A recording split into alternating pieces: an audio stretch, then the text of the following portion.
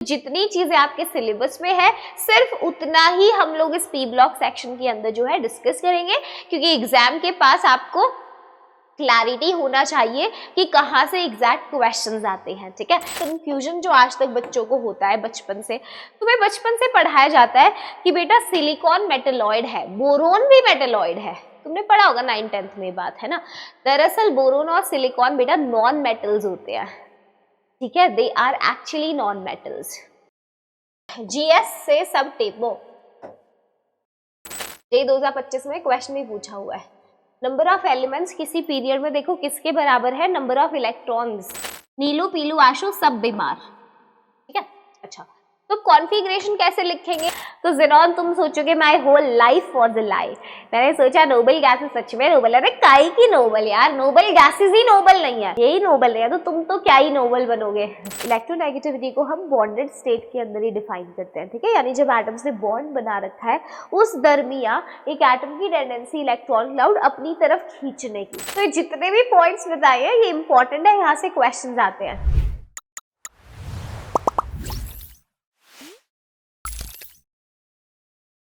P block को लेके सबसे ज्यादा कंफ्यूजन है स्टूडेंट्स में कि मैम जेईई एग्जाम में इस चैप्टर में से कितना पूछा जाएगा। तो बेटा आज का सेशन इसीलिए है, आज के सेशन में मैं आपको पी ब्लॉक का वन शॉट कराने वाली हूँ as per the recent NTA syllabus. ठीक है, तो जितनी चीजें आपके सिलेबस में है सिर्फ उतना ही हम लोग इस पी ब्लॉक सेक्शन के अंदर जो है डिस्कस करेंगे, क्योंकि एग्जाम के पास आपको क्लैरिटी होना चाहिए कि कहाँ से एग्जैक्ट क्वेश्चंस आते हैं। ठीक है, so very very warm welcome to each one of you. मेरा नाम है शिल्पी कौशिक। अगर आप मेरी क्लास में पहली बार आए हैं तो बेटा हम केमिस्ट्री की पूरी तैयारी ऑर्गेनिक फिजिकल इनऑर्गेनिक अपने इस चैनल पे करते हैं for the JEE exam as well as जो नियर अराउंड इंजीनियरिंग एग्जाम होते हैं उन सब के लिए। तो अगर आप चैनल पे नए हो तो आप चैनल को सब्सक्राइब जरूर कर लेना। ठीक है, अब ये क्योंकि पी ब्लॉक का चैप्टर इतना इंपॉर्टेंट होगा आज का सेशन, तो एक सीधा सवाल कि मैम जो भी आज आप पढ़ाएंगे उसके नोट्स कहाँ मिलेंगे, तो वो मैं अभी बता रही हूँ। ये टेलीग्राम चैनल का लिंक है। ठीक है, इस कोड को स्कैन करके आप वेदांतु मैथ का हमारा टेलीग्राम चैनल ज्वाइन कर लो। उस पर आपको बहुत सारे नोट्स, पीडीएफ, माइंड मैप्स जो है मिल जाएंगे, इंपॉर्टेंट क्वेश्चंस मिल जाएंगे। राइट, तो डायरेक्ट पीडीएफ उस पर शेयर होता है, that is free of cost. तो आप इस चैनल को जरूर जो है ज्वाइन कर लो, इसका लिंक डिस्क्रिप्शन में भी दे रखा है। ठीक है, आ जाओ भाई। तो ये देखो एनटीए का सिलेबस है, अगर आप ध्यान से देखो तो क्या लिख के दिया है सिलेबस में, इलेक्ट्रॉनिक कॉन्फ़िगरेशन। ठीक है, general trend in physical and chemical properties of elements across the period and down the group and unique behavior of first element in each group, यानी anomalous behavior of first element in each group। सिर्फ यही आपका updated syllabus है JEE mains के लिए। ठीक है, ये सेशन मेरा मेंस पॉइंट ऑफ व्यू से हो रहा है कंडक्ट, तो जेईई मेंस के लिए आपको ये चीजें करनी है, समझ गए? ओके, ठीक है, तो आज इसी पे हम डिस्कशन करेंगे।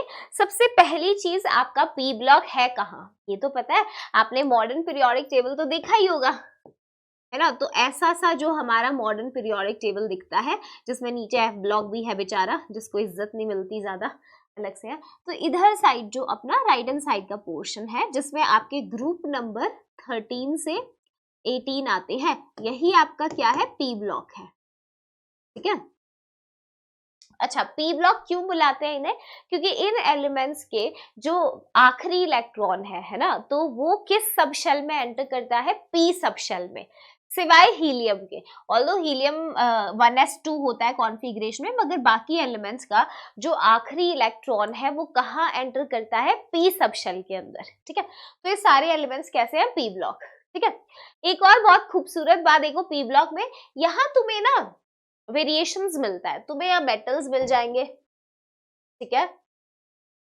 तुम्हें इनके पास नॉन मेटल्स मिलेंगे। ठीक है, और तुम्हें यहाँ पे मेटलॉइड्स मिलेंगे। सब मिलेगा भाई, सब मिलेगा। और एक बात सुनो, और जो इनके जनरल ट्रेंड्स है उसमें कोई खासा एक्सेप्शंस नहीं होती। इलेक्ट्रॉनिक कॉन्फ़िगरेशन तो बिल्कुल ही परेशान नहीं करेगा तुम्हें यहाँ पर। ठीक है। अच्छा, अब इसके साथ साथ आपको रेडियो एक्टिव एलिमेंट्स भी यहाँ पर मिल जाते हैं। तो ये आपका पी ब्लॉक है। अब इसमें देखो सबसे बड़ा कंफ्यूजन जो आज तक बच्चों को होता है बचपन से, तुम्हें बचपन से पढ़ाया जाता है कि बेटा सिलिकॉन मेटलॉइड है, बोरोन भी मेटलॉइड है।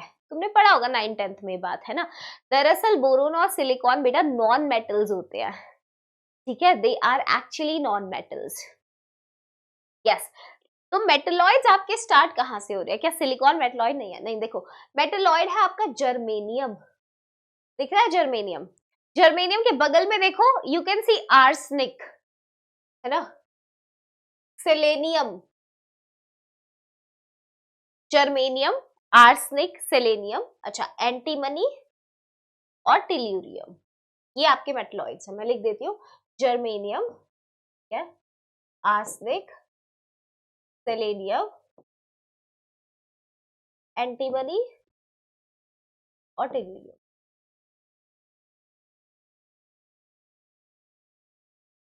क्या ये बात सही है? बोलो भाई, देख लो, जर्मेनियम, आर्सेनिक, सेलेनियम, एंटीमनी और टेल्यूरियम, ये क्या है? मेटलॉइड्स, ठीक है, मेटलॉइड्स है। ओके, अब इसको ध्यान में कैसे रखोगे? देखो जीएस से सब टेपो, कैसे याद रखोगे इसे? जीएस, अब एस वाला ए एस वाला लिखना है, ठीक है। जीएस से सब टेपो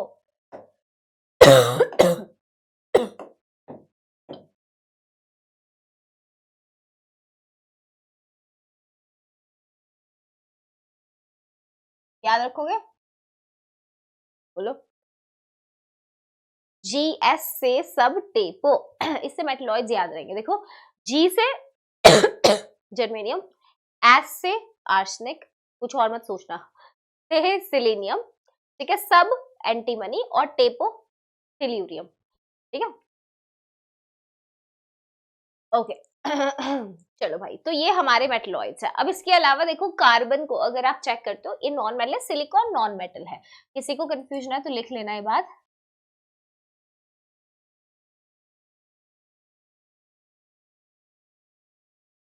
silicon as well as boron is a non metal, ठीक है, ओके। अब इसके अलावा यहाँ पे देखो जरा, इसको और हाईलाइट कर रही हूँ रेड कलर से, germanium, arsenic, selenium, antimony, tellurium, ये आपके मेटलॉइड्स थे, है ना। अब इसके जो नीचे वाला पोर्शन आप देख रहे हो, ये आपके मेटल्स हैं, ठीक है, और ऊपर की साइड आपके नॉन मेटल्स हैं। यही रीजन है, एक चीज अगर तुम जनरल ट्रेंड यहीं पे समझो, जनरली क्या होता है जब हम लेफ्ट टू राइट जाते हैं अक्रॉस अ पीरियड, तो मेटालिक कैरेक्टर कम हो जाता है, नॉन मेटालिक कैरेक्टर डिक्रीज ना करके इंक्रीज करता है, ठीक है। Top to bottom metallic character बढ़ता है, नॉन मेटालिक कैरेक्टर डिक्रीज करता है। ऐसा क्यों है? देखो, मेटालिक कैरेक्टर क्या होता है, इलेक्ट्रॉन लूज करने की टेंडेंसी है, और जैसे ही आप left to right across a period जाते हैं, आप पीरियोडिक प्रॉपर्टीज में ये बात पढ़ते हैं कि इफेक्टिव न्यूक्लियर चार्ज इंक्रीज होता है ना। जैसे हम लेफ्ट से राइट जाते हैं across a period, effective nuclear charge बढ़ता है तो इलेक्ट्रॉन का निकलना मुश्किल होता है, राइट। तो मेटालिक कैरेक्टर कम, नॉन मेटालिक कैरेक्टर ज्यादा, इसीलिए इधर साइड देखो, right hand side non metal ज्यादा पाए जाते हैं। देखो ऊपर के साइड में ये नॉन मेटल्स हैं आपके, ठीक है। टॉप टू बॉटम जाते हैं, साइज बढ़ता है, न्यूक्लियस, वैलेंस इलेक्ट्रॉन, है ना, वैलेंस इलेक्ट्रॉन न्यूक्लियस से बहुत दूर चला जाता है, तो उस वजह से जो है उसको इलेक्ट्रॉन को निकालना आसान होता है। तो ऊपर से नीचे जाने पे जनरली मेटालिक कैरेक्टर बढ़ता है, इसीलिए देखो टॉप टू नीचे आते आते तुम्हें मेटल्स मिलेंगे, है ना। जैसे ग्रुप 14 में देखो, कार्बन सिलिकॉन नॉन मेटल हो गए, जर्मेनियम मेटलॉइड हो गया, अब टिन और लेड जो है ये मेटल्स हो गए। ऊपर से नीचे मेटालिक कैरेक्टर बढ़ रहा है, लेफ्ट से राइट आपका नॉन मेटालिक कैरेक्टर बढ़ रहा है। समझ रहे हो बात? ठीक है, ये जनरल सा एक पॉइंट है कि आपको पता होनी चाहिए इतनी बातें। पी ब्लॉक को हमने जस्ट इंट्रोड्यूस किया है, तो आई एम श्योर आपको काफी नई चीजें यहाँ पता लगी होंगी। ठीक है, चलो आगे आ जाओ। As per our syllabus electronic configuration अगर हम डिस्कस करेंगे, देखो एक ना एनर्जी सीक्वेंस होता है हमारे पास, ऑर्बिटल्स का एनर्जी सीक्वेंस अगर हम इलेक्ट्रॉन्स फिल करते हैं अक्रॉस अ पीरियड, वो क्या है? देखो, energy sequence of orbitals across a period, ठीक है। अच्छा, कैसे करते हैं? पहले हमेशा प्रीवियस इनर्ट गैस आएगी, पहले हमेशा प्रीवियस इनर्ट गैस फिल करनी है आपको, ठीक है। उसके बाद इलेक्ट्रॉन जाता है ns ऑर्बिटल में, फिर n-2f में, फिर n-1d और फिर np में। ये एनर्जी सीक्वेंस है इलेक्ट्रॉन फिल करने की। कहाँ से आई है ये एनर्जी सीक्वेंस? ऑफ-बो प्रिंसिपल से, ऑफ-बो प्रिंसिपल से ही आई है, कोई नया रूल नहीं है भाई, वही n+l रूल वहीं से आया है ये, ठीक है। क्या है? पहले प्रीवियस इनर्ट गैस में फिल करते हैं, फिर इलेक्ट्रॉन जाता है ns ऑर्बिटल में, फिर n-2f अगर उसके पास f है तो, फिर n-1d में, ठीक है, अगर d है तो, और फिर np में। ये एनर्जी सीक्वेंस होती है अक्रॉस अ पीरियड, ठीक है। अच्छा, अब अगर मैं तुम्हें बताऊं कि हमारे पास देखो पीरियड है 1 2 3 4 5 6 और 7। चलो तो हम देखते हैं इसमें क्या क्या फिल होता होगा, ठीक है। तो फर्स्ट पीरियड में तो 1s ही फिल होता है सिर्फ, ठीक है। सेकेंड पीरियड में जाओगे तो प्रीवियस इनर्ट गैस हीलियम, उसके बाद 2s फिल होगा और 2p होगा, 2s के बाद इलेक्ट्रॉन 2p में जाएगा, ठीक है। ऐसे 3 में जाओगे नियॉन, प्रीवियस इनर्ट गैस, यहाँ भी 3s फिल होगा और 3p होगा, ठीक है। फोर्थ में जाओगे argon, previous inert gas, 4s fill होगा, ठीक है, 4p होगा प्लस यहाँ 3d भी फिल होगा, 3d, ठीक है। अच्छा, ऐसे देखो नेक्स्ट क्रिप्टॉन, 5s फिल होगा, 5p होगा और 4d होगा, ऐसे 5s फिर 4d फिर 5p, ऐसे एनर्जी सीक्वेंस यही फॉलो करना है, ठीक है। अच्छा, फिर नीचे आएंगे जेनॉन, 6s के बाद 4f फिल होएगा, फिर 5d और फिर 6p, ठीक है। ऐसे हिडॉन 7s 5f 6d और 7p। अब ये ध्यान कैसे रखेंगे, इससे कॉन्फ़िगरेशन लिखना बहुत आसान हो जाएगा। ये सीक्वेंस है इलेक्ट्रॉन फिल करने का ऑर्बिटल्स में। फर्स्ट में 1s, फिर 2s के बाद 2p में, 3s के बाद 3p, 4s के बाद 3d में जाएगा, फिर 4p, फिर 5s के बाद 4d, ठीक है, 5p, 6s के बाद 4f, 5d 6p, 7s 5f 6d 6 7p, ठीक है। तो ये देखो मतलब फर्स्ट पीरियड में सिर्फ s फिल होता है सब शब्द, सेकेंड और थर्ड पीरियड में s और p भरा जाता है, ठीक है। फोर्थ और फिफ्थ में s d p भरा जाएगा, सिक्स और सेवन में s f d p, S F D P, ये फिल होते हैं। क्या ये बात सही है? देख लो भाई इसको ध्यान से, कैसे यूज करना है आगे बताऊंगी इसे, बट ठीक है यहाँ तक, ठीक है। ये 4D थोड़ा हवा में उड़ रहा है, इसको नीचे जमीन पे ले आते हैं भाई, तू बड़ा हवा में उड़ रहा है 4D क्या, ठीक है। ये सीक्वेंस होता है।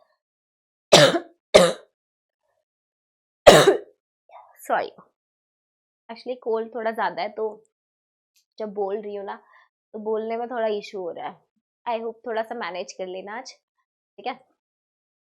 देखो तुम्हें और एक इंटरेस्टिंग बात बताऊं जो पीरियोडिक टेबल की है। नंबर ऑफ ऑर्बिटल्स देखना जरा, नंबर ऑफ ऑर्बिटल्स कितनी भरी जा रही है। फर्स्ट पीरियड में एक ऑर्बिटल भरा जा रहा है, सेकंड पीरियड में एक ऑर्बिटल s और 3 p के हैं, तो 1 + 3 4, ठीक है। ऐसे देखो 3 में 4 ऑर्बिटल्स फिल हो रहे हैं। अच्छा, फोर्थ पीरियड में देखना जरा, 1 3 4 4 और 5 9, 9 यहाँ फिल हो रहे हैं चौथे पीरियड में, और पांचवें में भी 9 है ना। अच्छा, छठे में देखो जरा, ये 3 p से, एक 4 और ये 5 9 और 7 देख रहे हो, देखो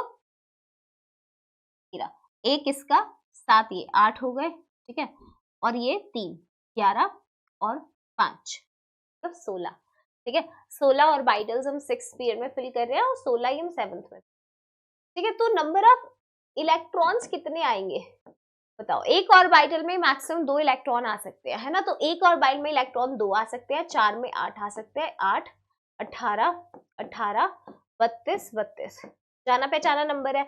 और नंबर ऑफ एलिमेंट्स भी इसी के बराबर, number of electrons is equal to number of elements. ये 2025 में क्वेश्चन भी पूछा हुआ है। नंबर ऑफ एलिमेंट्स किसी पीरियड में देखो किसके बराबर है, नंबर ऑफ इलेक्ट्रॉन्स, जो भरे जा सकते हैं उन ऑर्बिटल्स में। देखो है ना, मैजिक नंबर 288, 18, 18, 32, 32 निकल करके आया। नहीं, फर्स्ट पेयर में 2 एलिमेंट्स है, हाइड्रोजन हीलियम, है ना। फिर सेकंड और थर्ड पेयर में 8 एलिमेंट्स है। फोर्थ फिफ्थ में आपके, है ना, थर्ड फोर्थ में, सेकंड थर्ड में आपके 8 है, फोर्थ फिफ्थ में 18 है, और सिक्स सेवन में 32 है ना। ऐसे आगे इमेजिनरी पूछ सकता है, कहेगा इमेजिनरी बता, जब 8th पीरियड बनता है तो उसमें कितने एलिमेंट्स आएंगे। कमेंट करके बताओ। ये क्वेश्चन मैंने पीरियोडिक टेबल चैप्टर में करा रखा है ऑलरेडी, है ना, अगर ध्यान है तो। चलो भाई, तो ये एक जनरल सीक्वेंस होता है इलेक्ट्रॉन्स फिल करने का। हाँ, अगर एक्सेप्शनल कॉन्फ़िगरेशन है तो ये नहीं लगता, एक्सेप्शनल कॉन्फ़िगरेशंस के लिए अलग से अपने को लिखना पड़ता है। ठीक है, आओ जरा। अब यहाँ पे जो पी ब्लॉक हम डिस्कस कर रहे हैं ना, वो ग्रुप नंबर 15, 16, 17 और 18 है। ठीक है, ये क्लास 12 के पी ब्लॉक के अंदर आप 15 से 18 ग्रुप्स को पढ़ते हैं, राइट। तो इनकी प्रॉपर्टीज पे आज हम डिस्कशंस करेंगे। तो 15 में कौन है, देखो, नीलू, पीलू, आशु, सब बीमार। नीलू, पीलू, आशु, सब बीमार। ठीक है, अच्छा, तो कॉन्फ़िगरेशन कैसे लिखेंगे, इधर आ जाओ। देखो, नाइट्रोजन एटॉमिक नंबर 7 है। तो हमें जो 15th ग्रुप होता है, इसकी जनरल कॉन्फ़िगरेशन ही होती है NS2NP3, 5 वैलेंस इलेक्ट्रॉन्स है ना।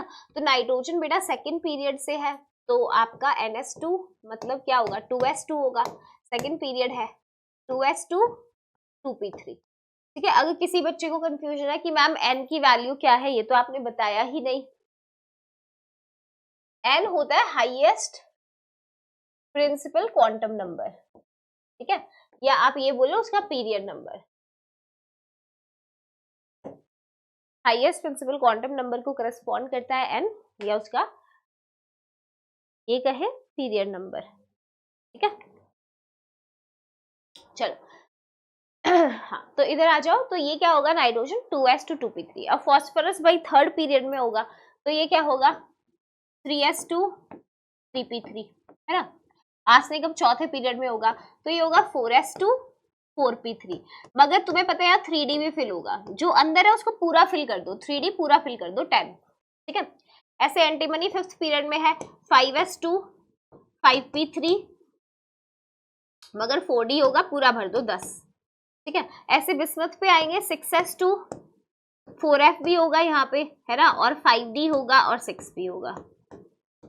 6s2 6p3 और अंदर वाले सारे भर दो, ये 14 डाल दो, इसमें 10 डाल दो, फुली फिल कर दो। कर सकते हो, ध्यान से देख लो कॉन्फ़िगरेशन, कोई दिक्कत है इसमें। हाँ जी।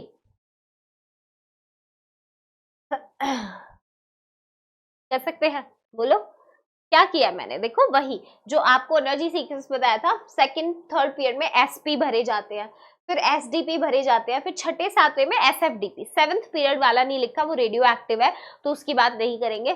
ठीक है, तो ध्यान से देखो यहाँ पे। तो इसका मतलब ये है, नाइट्रोजन फॉस्फोरस का लिख लिया 2s2 2p3 3s2 3p3।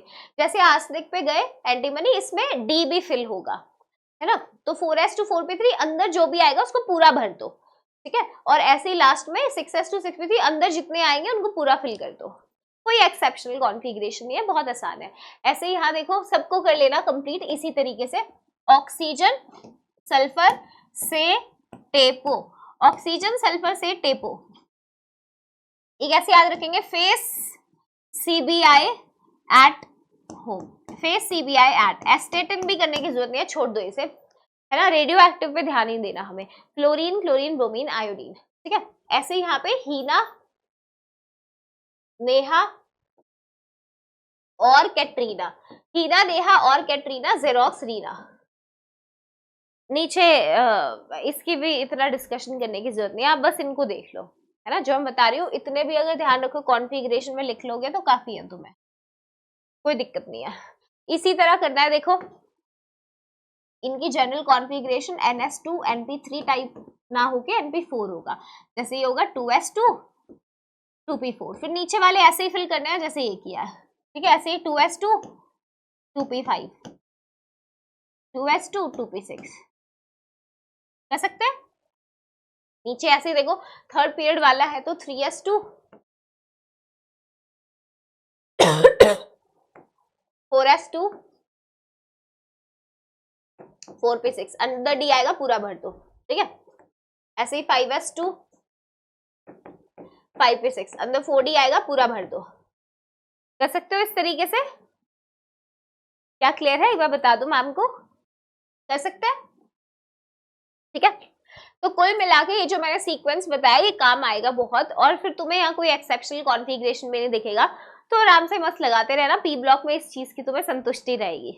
कर लेंगे इसे कंप्लीट सबको, ठीक है। चलो अब कुछ प्रॉपर्टीज की बात करते हैं।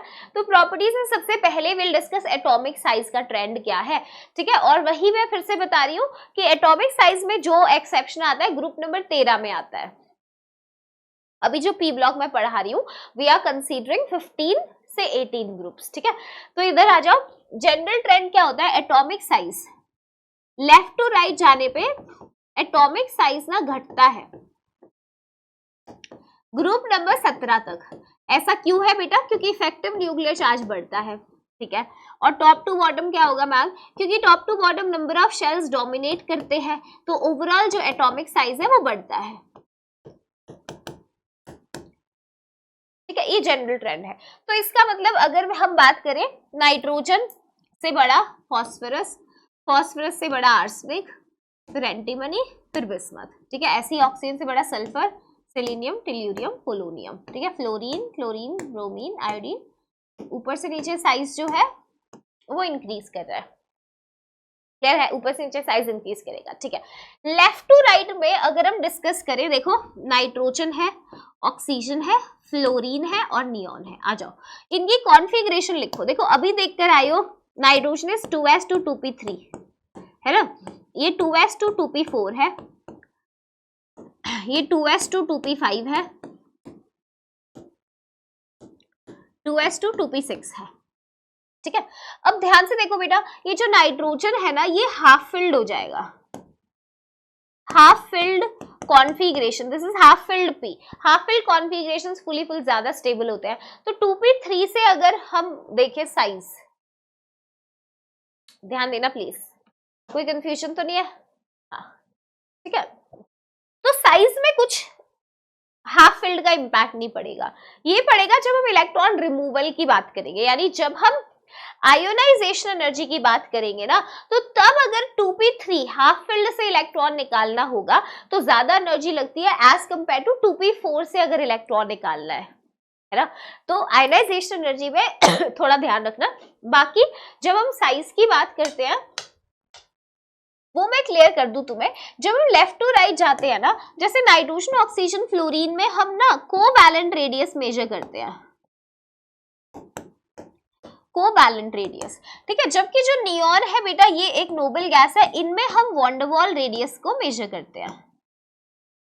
और वैसे एनसीईआरटी ने एक बात कही है कि कभी आप वॉन्डरवॉल रेडियस को ना कोवैलेंट रेडियस से नहीं कंपेयर करते। मतलब इसका ये है कि अगर वॉन्डरवॉल रेडियाई में कंपैरिजन करना होता है ना, तो इन एलिमेंट्स की भी वॉन्डरवॉल रेडियाई निकालो, फिर इसकी वॉन्डरवॉल से कंपेयर करो, because it's a different kind of radius, है ना।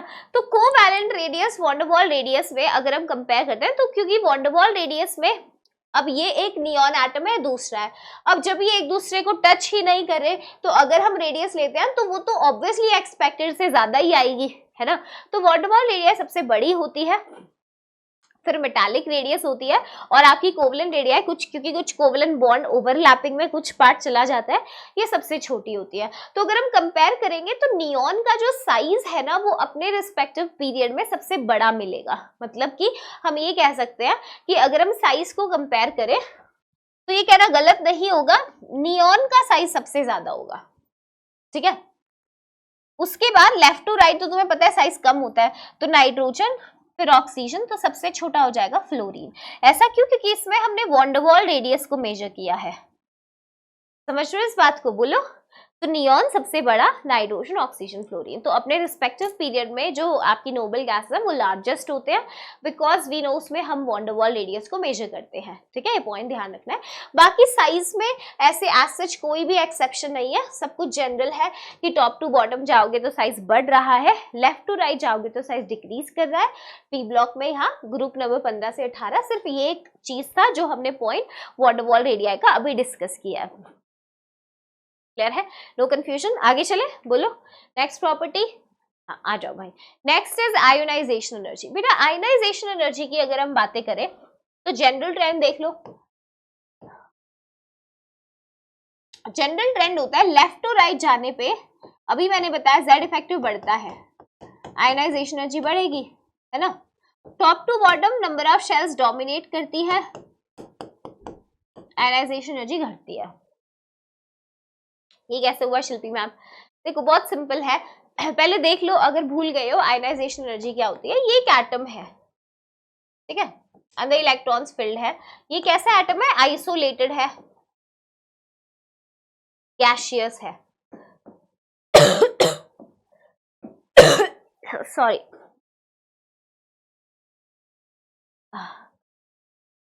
एक आइसोलेटेड गैसियस एटम है। तो अगर किसी आइसोलेटेड गैसियस एटम से उसका मोस्ट लूजली बाउंड इलेक्ट्रॉन निकालना हो तो most loosely bound electron is basically the valence electron, है ना। तो उसके लिए हमें कितनी एनर्जी देनी पड़ती है, वो ही क्या है बेटा? आयोनाइजेशन एनर्जी है। ठीक है, तो किसी एटम से उसका मोस्ट लूजली बाउंड इलेक्ट्रॉन निकालने के लिए जो भी हम एनर्जी देंगे, है ना, वो आयोनाइजेशन एनर्जी है। तो जब मैंने कहा कि लेफ्ट टू राइट जाने पे इफेक्टिव न्यूक्लियर चार्ज बढ़ गया, यानी न्यूक्लियस का गिरफ्त वैलेंस इलेक्ट्रॉन पे बढ़ गया है, तो यार उस इलेक्ट्रॉन को निकालने में तो ज्यादा एनर्जी लगेगी, है ना। Ionisation energy left to right इसीलिए बढ़ रही है। टॉप टू बॉटम डिक्रीज करती है, तो टॉप टू बॉटम तो डिक्रीज करेगी, कोई एक्सेप्शन नहीं है, ठीक है। लेकिन तो मतलब डिक्रीज करेगी इस तरीके से ट्रेंड रहेगा, ठीक है। लेफ्ट टू राइट में एक एक्सेप्शन है जो आपको ध्यान रखना है। देखो, नाइट्रोजन, ऑक्सीजन, फ्लोरीन और नियॉन।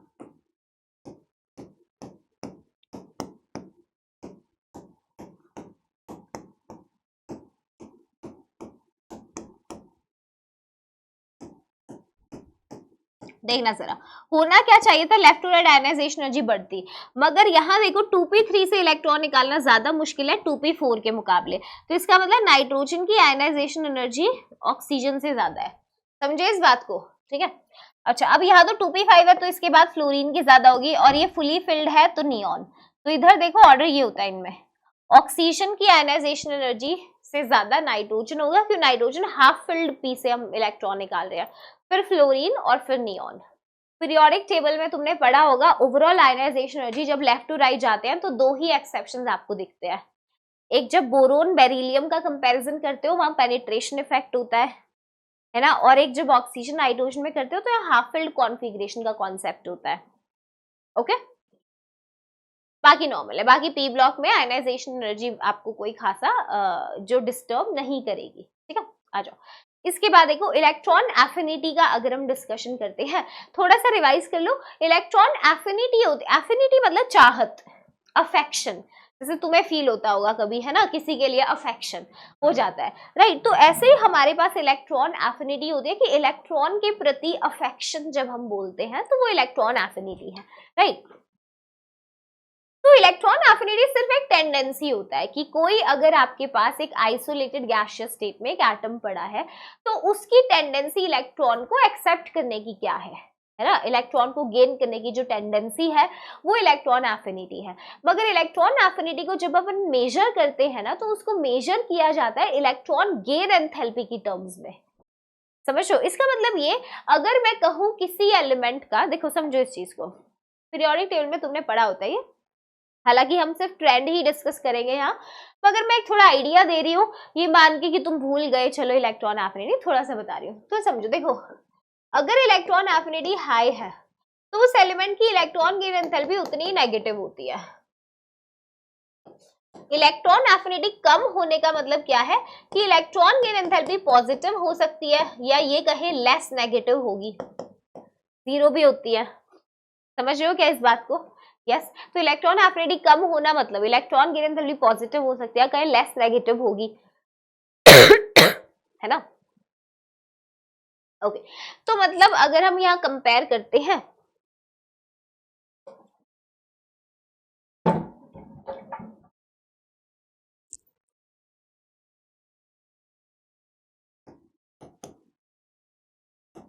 देखो वेदांतों की तत्व किताबें, इन किताबों में ये खास पावर है कि ये बहुत कम समय में बच्चे का पूरा सिलेबस कंप्लीट करवा पाती हैं और वो भी फुल अंडरस्टैंडिंग के साथ। हर कॉन्सेप्ट के नीचे एक क्यूआर कोड भी दिया गया है जिसको स्कैन करते ही एक कॉन्सेप्ट वीडियो आ जाएगा। और सिर्फ इतना ही नहीं, जेईई के सारे सवाल 4 एक्सरसाइजेस में बांटे गए हैं। पहला एक्सरसाइज हर उस जेईई क्वेश्चन के कॉन्सेप्ट को तोड़कर आपको कॉन्सेप्ट सिखाने के लिए, दूसरा एक्सरसाइज जेईई मेंस के प्रीवियस ईयर क्वेश्चंस का, तीसरा एक्सरसाइज एडवांस के कॉन्सेप्ट्स को तोड़ तोड़ के समझाने के लिए, और चौथा एक्सरसाइज जेईई एडवांस के प्रीवियस ईयर क्वेश्चंस। आप इन वेदांतों की तत्व किताबों से पढ़ना शुरू कर दीजिए, जिंदगी काफी आसान महसूस होगी। जनरल ट्रेंड ये कहता है लेफ्ट टू राइट जाने पे इफेक्टिव न्यूक्लियर चार्ज तो बढ़ रहा है ना, तो इससे इलेक्ट्रॉन एफिनिटी इंक्रीज होती है और टॉप टू बॉटम डिक्रीज होती है। जनरल, ये जनरल ट्रेंड है जो मैं यहाँ दिखा रही हूँ, राइट। तो मतलब top to bottom electron affinity decrease होनी चाहिए, मगर जो थर्ड पीरियड एलिमेंट्स होते हैं उनकी सेकंड पीरियड एलिमेंट्स वालों से ज्यादा इलेक्ट्रॉन एफिनिटीज होती है। इसके बाद ऑक्सीजन सल्फर से हेपो, CBI एट होम, ठीक है, हीना नेहा और कैटरीना सिरोक्सीना, अब ये है अपने पास, राइट। तो इसमें चीज समझ लो कि जो सेकंड पीरियड एलिमेंट्स हैं उनसे ज्यादा इलेक्ट्रॉन एफिनिटी होती है थर्ड पीरियड वालों की, तो इनकी इलेक्ट्रॉन एफिनिटीज जो है वो हायर है सेकंड पीरियड से। ऐसा क्यों होता है, इसका रीजन बताती हूँ। देखो सेकंड पीरियड एलिमेंट होता है छोटा, तो जब वो इलेक्ट्रॉन अगर गेन करेगा तो उसमें इलेक्ट्रॉन इलेक्ट्रॉन रिपल्शन इतनी बढ़ जाएगी, वो ऑलरेडी 2x2 के कमरे में रह रहा है, इतना छोटा सा है सेकंड पीरियड एलिमेंट, है ना। तो उसमें अगर एक और एक्स्ट्रा इलेक्ट्रॉन डाल दे तो कितनी रिपल्शन हो जाएंगी, समझ रहे हो इस बात को। तो इसीलिए इलेक्ट्रॉन एफिनिटी जो थर्ड पीरियड एलिमेंट्स है इनकी हाईएस्ट होती है अपने रिस्पेक्टिव ग्रुप के अंदर। अब इसके बाद अगर जाओगे तो यहाँ भी देखो फास्फोरस की ज्यादा, इस तरीके से ट्रेंड होता है। ये ओवरऑल ट्रेंड कैसे बनाना है मैं ऑर्डर लिख पाऊंगी, समझ के इस बात को। क्या ये बात क्लियर है, जल्दी बता दो भाई। हाँ जी क्या ये बात क्लियर है, ठीक है। अब अपना नाइट्रोजन पकड़ो, नाइट्रोजन की कॉन्फ़िगरेशन क्या थी 2s2 2p3, ठीक है। अब अपनी नोबल गैस पकड़ो, नियॉन पकड़ लो। एक बात बताओ, ये नाइट्रोजन हाफ फिल्ड है ना, और जो नियॉन है बेटा फुली फिल्ड है। अगर तुम इनसे पूछो, अगर तुम नाइट्रोजन से कहो कि भाई तू तो हाफ फिल्ड है, तो इलेक्ट्रॉन लेगा, मना कर देगा, कहेगा नहीं भाई मैं क्यों इलेक्ट्रॉन लूंगा, मेरे लिए इलेक्ट्रॉन को खाना मतलब मुसीबत है, क्यों मैं पंगा लूंगा, समझ रहे हो इस बात को। क्योंकि ये कहेगा यार मैं तो ऑलरेडी स्टेबल हूँ, नाइट्रोजन कहेगा मैं ऑलरेडी हाफ फिल्ड कॉन्फ़िगरेशन में खुश हूँ, तो मैं इलेक्ट्रॉन गेन नहीं करना चाहता। अगर तुम जबरदस्ती करोगे, है ना, अब नाइट्रोजन है, तुम नाइट्रोजन को कहोगे नहीं नहीं इलेक्ट्रॉन खा भाई, वो तो लेना ही नहीं चाहता इलेक्ट्रॉन, वो कहेगा इलेक्ट्रॉन देगा भीड़ भड़ाका पड़ेगा, मत दे यार, तेरे को खर्चा करना पड़ेगा। तो होता क्या है, जब हम नाइट्रोजन को इलेक्ट्रॉन खिलाते हैं, ये एक एंडोथर्मिक प्रोसेस होता है, एनर्जी रिलीज नहीं होती, उल्टी हमें ही एनर्जी जो है वो खर्च करनी पड़ती है। समझ रहे हो इस बात को, बोलो समझे, ठीक है। तो मतलब एंडोथर्मिक, तो इलेक्ट्रॉन गेन एंथैल्पी इसकी कैसी होगी, पॉजिटिव होगी, ऐसा कह सकते हैं, है ना। एंडोथर्मिक क्यों, इलेक्ट्रॉन एफिनिटी बहुत कम है, तो ऐसे में इलेक्ट्रॉन गेन एंथैल्पी पॉजिटिव होगा, चाहता ही नहीं है इलेक्ट्रॉन लेना। बिल्कुल सेम सिचुएशन सारी नोबल गैसेस की है। ये कहेंगे अरे भाई तू किसकी इलेक्ट्रॉन एफिनिटी नापने आया है, तुझे पता है हम कौन है, नोबल गैसेस हैं हम, नोबल गैस है, ऑलरेडी स्टेबल है, फुली फिल्ड है, फुली फिल्ड है, तो हमारी तो इलेक्ट्रॉन एफिनिटी की बात ही मत कर, बहुत कम है। इलेक्ट्रॉन की एंथैल्पी पॉजिटिव है, पूरी सारी पॉजिटिव है। इलेक्ट्रॉन की दिखाऊंगी वैल्यूज अभी कैसी होती है, पॉजिटिव होती है, ठीक है। अच्छा पूरे पीरियड में अगर पूरे हम पीरियोडिक टेबल में बात करें तो highest electron affinity highest electron affinity बेटा क्लोरीन की होती है, ठीक है, मैंने बता दिया था। सेकंड पेड वालों में ये क्या है, सेकंड पेड एलिमेंट्स वाले स्मॉल है ना, इलेक्ट्रॉन इलेक्ट्रॉन रिपल्शंस हाई होते हैं, इसीलिए सेकंड पेड एलिमेंट्स। तो इलेक्ट्रॉन गेन करने पे इलेक्ट्रॉन इलेक्ट्रॉन रिपल्शंस बढ़ेंगे तो इलेक्ट्रॉन लेना है ना, इतनी टेंडेंसी नहीं रखते जितनी थर्ड पेड एलिमेंट्स वालों की होती है। क्लियर है ये बात? तो हाईएस्ट इलेक्ट्रॉन एफिनिटी किसकी है बेटा? क्लोरीन की है, ठीक है। क्वेश्चन आता है यहाँ से, एक बार ये सारे पॉइंट्स नोट कर लो। आ जाओ, अब ऑर्डर क्या बनेगा, आओ जरा ऑर्डर ग्रुप नंबर 15 में देखो। ग्रुप 15 में सबसे ज्यादा बताओ इलेक्ट्रॉन एफिनिटी किसकी है? थर्ड पेड एलिमेंट, वो कौन है? फास्फोरस है, ठीक है। उसके बाद आर्सेनिक होता है उसके बाद कौन? नाइट्रोजन क्यों नहीं? अरे नाइट्रोजन तो एंडोथर्मिक प्रोसेस है, वो तो हाफ फिल्ड है, बढ़िया छोटा है, हाफ फिल्ड है, वो नहीं इलेक्ट्रॉन लेना चाहता समझ रहे हो इस बात को? बताओ, एंटीमनी। और लास्ट में आपका नाइट्रोजन होता है, ठीक है। ये ऑर्डर ध्यान रखना, एग्जाम में पूछा जा सकता है, अभी बता रही हूँ। हाँ, आ जाओ भाई, ग्रुप नंबर 16। ग्रुप 16 में भी जो ऑक्सीजन है वो लीस्ट रखता है टेंडेंसी, इलेक्ट्रॉन एफिनिटी सबसे कम है, ठीक है। सबसे ज्यादा सल्फर, फिर सेलेनियम, फिर टेल्यूरियम, ऑक्सीजन लास्ट में। ध्यान रखोगे, देखो sulphur, selenium, tellurium, oxygen, polonium भी डाल लो, डालना है तो पोलोनियम, और फिर ऑक्सीजन, ठीक है। ध्यान रखोगे, देख लो, ओके। चलो इधर आ जाओ, ग्रुप नंबर 17। ग्रुप 17 में क्या बनेगा ऑर्डर? ग्रुप 17 में बनेगा क्लोरीन तो सबसे ज्यादा, फिर फ्लोरीन होता है, इसमें फ्लोरीन सबसे पीछे नहीं लगाना, सेकंड हाईएस्ट क्लोरीन, फ्लोरीन, ठीक है। फिर ब्रोमीन और आयोडीन। ध्यान रखोगे इसे। इलेक्ट्रॉन एफिनिटी के 3 ऑर्डर्स, और चौथा ऑर्डर तो इससे ज्यादा इंपॉर्टेंट है, that is for the noble gases. Noble gases में नियॉन सबसे ज्यादा। आ जाओ,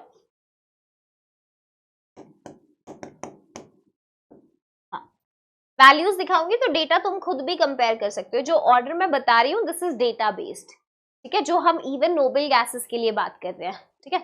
आर्गन और क्रिप्टॉन का बराबर होता है, आर्गन क्रिप्टॉन का बराबर होता है, डेटा में you will see the values are same, ठीक है, okay. Xenon, I will show you. आ जाओ जरा, क्या यहाँ तक चीजें क्लियर हैं? देख लो इसे, इलेक्ट्रॉन एफिनिटी को, क्या क्लियर है? ओके, डेटा दिखा दूं अभी? तो ये जितने भी पॉइंट्स बताए हैं ये इंपॉर्टेंट है, यहाँ से क्वेश्चंस आते हैं, ठीक है। अब मैं तुम्हें एनसीईआरटी का टेबल दिखाती हूँ रेफरेंस के लिए, ताकि तुम सारी वैल्यूज को एक बार देख के थोड़ा रिलेट कर सको, ठीक है। इलेक्ट्रॉन एफिनिटी की जो हम बात कर रहे थे, सेकेंड पीरियड एलिमेंट्स जो है उनकी जो इलेक्ट्रॉन एफिनिटीज की वैल्यू है वो कम होती है थर्ड पीरियड वालों से, राइट। तो थर्ड पीरियड से हमारे पास देखो, अभी आप ध्यान, अरे हाँ यहाँ लिख रही हूँ, ये अपने थर्ड पीरियड वाले हैं, ठीक है। थर्ड पीरियड में इलेक्ट्रॉन गेन एंथैल्पी की वैल्यू देखो, ये हेलोजेंस है सारे, ग्रुप नंबर 17। हेलोजेंस में देखो, फ्लोरीन में इलेक्ट्रॉन गेन एंथैल्पी -328 रिलीज हुआ, वही क्लोरीन में -349। तो सबसे ज्यादा वैल्यू जो है ना, मतलब सबसे ज्यादा वैल्यू एज इन, अगर तुम सिर्फ लाइक साइन को इग्नोर करो, नेगेटिव साइन छोड़ दो, अगर भूल जाओ, तो सबसे ज्यादा वैल्यू क्लोरीन की नजर आ रही है ना। मोस्ट नेगेटिव वैल्यू है, मतलब सबसे ज्यादा एनर्जी रिलीज होगी जब इलेक्ट्रॉन इसमें ऐड किया जाएगा, है ना, इलेक्ट्रॉन गेन एंथैल्पी। तो -349 क्लोरीन की सबसे ज्यादा है, then fluorine, bromine, iodine and astatine, है ना। ऐसे ही अभी मैंने तुम्हें लिखवाया है ये जो ट्रेंड, ये देखो यहाँ पे ग्रुप नंबर, ये सारे जो ग्रुप्स बताए थे मैंने 15, 16, 17, 18, सबकी वैल्यू देख सकते हो। 18 में देखो सबसे ज्यादा वैल्यू किसकी है बेटा? नियॉन की है 116, ठीक है। उसके बाद आर्गन और क्रिप्टोन है, दोनों की 96 है, देखो। फिर उसके बाद आपका 77 जिनोन है, देख लिया, यस। फिर आपका रेडॉन, और लास्ट में आपका हीलियम होगा मिनिमम इलेक्ट्रॉन गेन एंथैल्पी के साथ, राइट। तो वैल्यूज देख के आपको मिल जाएगा अंदाजा। अक्सर एग्जाम में इस पे क्वेश्चंस आते हैं, but that is more like a part of periodic table, वहाँ वो चीजें मैंने आपसे डिस्कस की है, ठीक है। आ जाओ, अब इलेक्ट्रोनेगेटिविटी की अगर हम बात करते हैं, तो इलेक्ट्रोनेगेटिविटी को हम कैसे बेसिकली समझते हैं? जैसे देखो यहाँ पे हाइड्रोजन फ्लोरीन का बॉन्ड है, ठीक है, पोलर कोवलेंट बॉन्ड है। तो इस बॉन्ड के अंदर जो इलेक्ट्रॉन्स होते हैं इनका ज्यादा पुल बेटा किसकी तरफ होता है, फ्लोरीन की तरफ। यानी ये जो shared pair of electron cloud है ये ज्यादा फ्लोरीन के पास है, कम हाइड्रोजन। इस वजह से फ्लोरीन पे डेल्टा नेगेटिव है ना, पार्शियल नेगेटिव, हाइड्रोजन में पार्शियल प्लस चार्ज डेवलप होता है, बॉन्ड में पोलैरिटी डेवलप हो गई है ना। जितनी ज्यादा इलेक्ट्रोनेगेटिविटी डिफरेंस होगा दोनों एटम्स के बीच में, यहाँ देखो हाइड्रोजन 2.1 है और यहाँ पे ये क्या है 4 है पॉलिंग स्केल पे, ठीक है। तो जितना ज्यादा इलेक्ट्रोनेगेटिविटी कैरेक्टर ज्यादा होता है, सॉरी इलेक्ट्रोनेगेटिविटी डिफरेंस ज्यादा होता है, उतना ही बॉन्ड के अंदर पोलर नेचर ज्यादा होता है ना, उतनी पोलैरिटी ज्यादा होती है। तो बेसिकली इलेक्ट्रोनेगेटिविटी होता है किसी एटम की टेंडेंसी अपनी तरफ शेयर्ड पेयर ऑफ इलेक्ट्रॉन को खींचने की।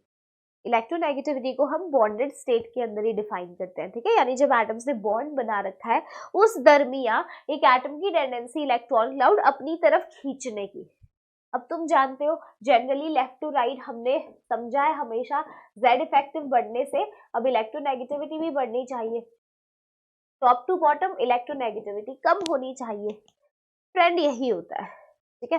तो अगर आप जाते हो ग्रुप नंबर 15 में देखो नीलू पीलू आशु सब बीमार, ठीक है। तो इसमें टॉप टू बॉटम जाने पे इलेक्ट्रोनेगेटिविटी जो है वैल्यूज कम होती है, समझ गए। यहाँ आर्सेनिक एंटीमनी ऑलमोस्ट जो है सेम होता है, इतना भी आप अगर देख लोगे दैट वुड बी फाइन, ठीक है, कोई दिक्कत नहीं है। ऐसे देखो ऑक्सीजन सल्फर से टेपो, तो top to bottom electronegativity is decreasing, ठीक है। 17 fluorine chlorine bromine and iodine, clear है बात, कोई दिक्कत नहीं है, जनरल ट्रेंड यहाँ पे फॉलो होता है, ठीक है।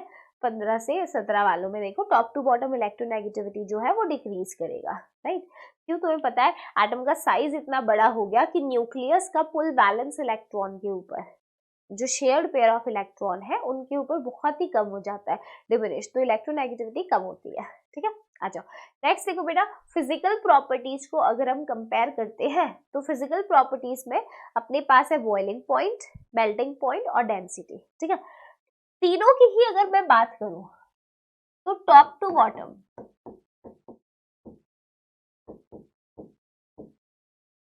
Bottom they are going to increase, mass बढ़ रहा है ओवरऑल, समझ लो। तो चाहे बॉइलिंग पॉइंट हो, मेल्टिंग पॉइंट हो और डेंसिटी हो, ये किसके लिए बात की जा रही है, किसके लिए मैंने इंक्रीज बोला, ग्रुप नंबर 15, एक जगह सिर्फ एक जगह एक्सेप्शन है वो मैं लिखवा दूंगी, ठीक है। 15 या इंडिविजुअली लिख लो, चलो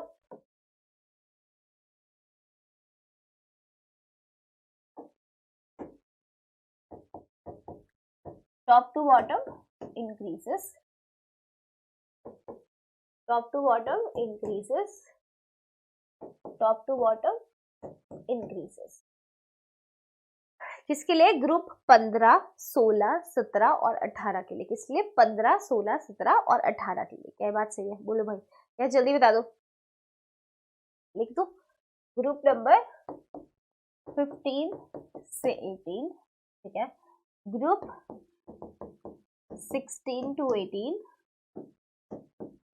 ग्रुप 15 to 18, यानी 15 से 18 वालों के लिए ऊपर से नीचे जाने में डेंसिटीज बढ़ेगी, बॉइलिंग पॉइंट्स बढ़ेगी। ग्रुप 16, 17, 18 के लिए ऊपर से नीचे जाने में मेल्टिंग पॉइंट भी बढ़ेगा, ठीक है। सिर्फ एक एक्सेप्शन तुम्हें ध्यान रखना है, वो क्या है, melting point.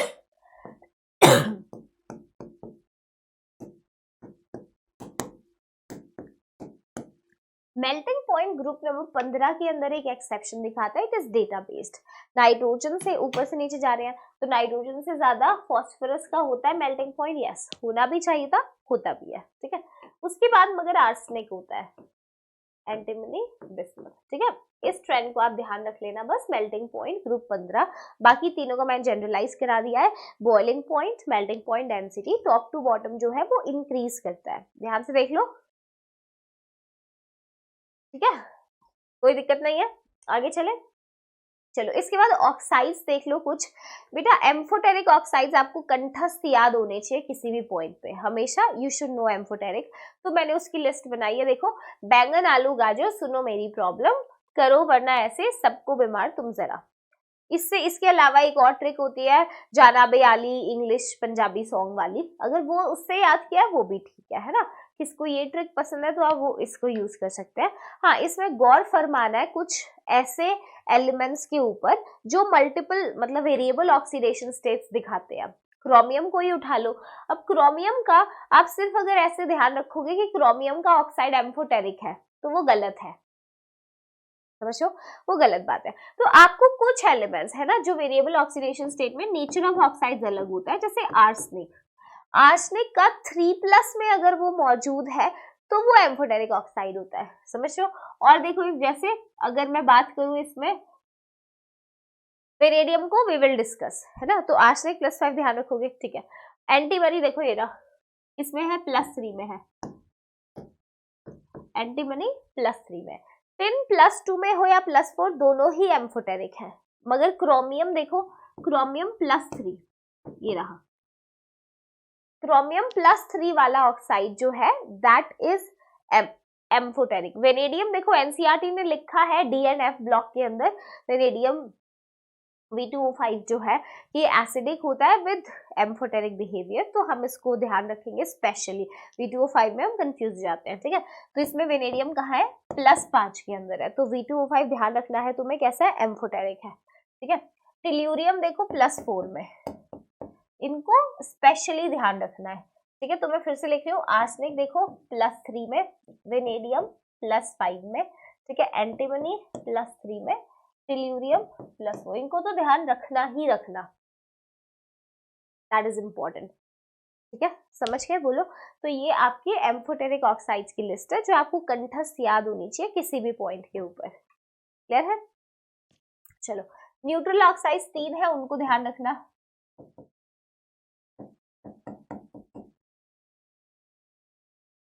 Carbon monoxide, NO और N2O, ठीक है, इनको ध्यान रखना बेटा। न्यूट्रल ऑक्साइड CO, NO और N2O, ये क्या है, न्यूट्रल ऑक्साइड्स रहेंगे, ठीक है। कार्बन डाइऑक्साइड मत ले लेना, है ना, इसको तो ध्यान रखना, बिकॉज कार्बन डाइऑक्साइड तो एसिडिक होता है, कभी पता चले उसको भी, अरे मैम आपने कहा था कार्बन का ऑक्साइड, मैंने ऐसे ध्यान रखा, ओके, ठीक है। चलो, तो एम्फोटेरिक न्यूट्रल ऑक्साइड्स हो गए। अभी कुछ और ऑक्साइड्स है, इनको देख लो कि ऑक्साइड से अक्सर क्वेश्चन जनरली केमिस्ट्री में आ जाते हैं, तो वी शुड नो दैट, ठीक है। देखो प्लीज ध्यान देना, सुगम है। नेक्स्ट इज कुछ एसिडिक ऑक्साइड्स जो नॉन मेटल्स बनाते हैं। तो नॉन मेटल्स में देखो, नॉन मेटल्स के जो कुछ ऑक्साइड्स जो एसिडिक होते हैं, D2O3, कार्बन का कौन सा, CO2, ठीक है। जब आप इवन पानी में डालोगे इसे तो आपको पता है कार्बोनिक एसिड बनता है, इन सब के केस में, है ना, you will be getting the acid N2O5, P2O5 और Cl2O7, नीचे क्या है, एसिडिक है, ठीक है। कुछ मेटलॉइड्स के ऑक्साइड्स भी बेटा एसिडिक होते हैं, AS2O5। अब इनमें देखो मेटलॉइड्स के ऑक्साइड ये वो है जो एसिडिक होंगे, आर्सेनिक का एंटीमनी, सिलीनियम, टेल्यूरियम, जर्मेनियम, मगर इसमें तुम्हें उनको ध्यान रखना है। देखो आर्सेनिक का ऑक्साइड तो हमने एम्फोटेरिक में भी पढ़ा था, है ना, ये AS2O5 है। यहाँ पे देखो जो मैंने कहा था आर्सेनिक जब +3 में होगा तो वो एम्फोटेरिक होगा, AS2O3। तो कौन सा ऑक्साइड दिया, ध्यान से पढ़ लेना ये चीज, है ना। मैंने सारे ऑक्साइड्स की लिस्ट आपको यहाँ पे बता दी है, इतने से आपका क्वेश्चन तो जो भी पूछेंगे ऑक्साइड्स वाला इसी में से होगा, मगर आपको ध्यान रखना पड़ेगा, ठीक है। तो इसमें मेटलॉइड्स के ये वो ऑक्साइड्स हैं एसिडिक जो एम्फोटेरिक बताते हैं, उनकी ऑक्सीडेशन स्टेट छोड़ के ये वाले जो है दे आर एसिडिक, ठीक है, ओके।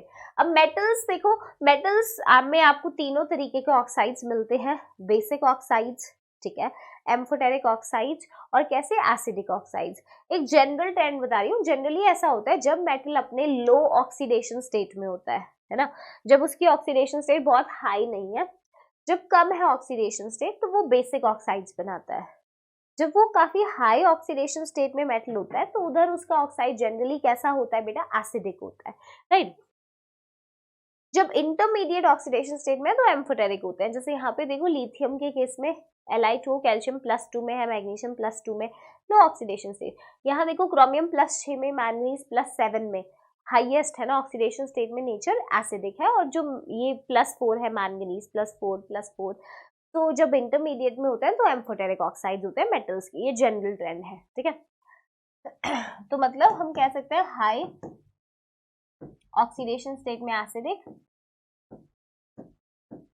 लो में जनरली बेसिक, और ये इंटरमीडिएट ऑक्सीडेशन स्टेट है।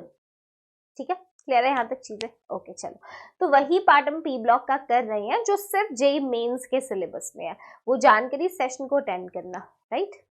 ओके, इसके बाद देखो पीरियोडिक टेबल में बेटा ये बात हम करते हैं कि जो सेकंड पीरियड एलिमेंट्स होते हैं उनकी प्रॉपर्टीज अपनी बाकी ग्रुप के एलिमेंट से थोड़ी सी हटके होती है ना। ऐसा क्यों? बहुत छोटे से होते हैं, उनका साइज जो है वो बहुत स्मॉल होता है, तो एक रीजन है, वी विल डिस्कस दिस। तो इसी वजह से सेकंड पीरियड एलिमेंट अपने रिस्पेक्टिव ग्रुप में थोड़ा एनॉमलस बिहेवियर दिखाते हैं, अनएक्सपेक्टेड, थोड़ा सा different, deviated from rest of the members, वही डिस्कस करेंगे।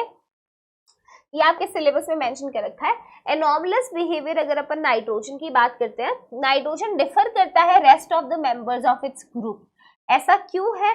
क्योंकि पहली बात क्या है, क्योंकि इसका जो साइज है वो कैसा होगा, बहुत छोटा होगा, है ना, due to its small size, ठीक है। दूसरी बात बेटा, साइज छोटा है, हमें पता है इलेक्ट्रोनेगेटिविटी बहुत हाई होगी, है ना,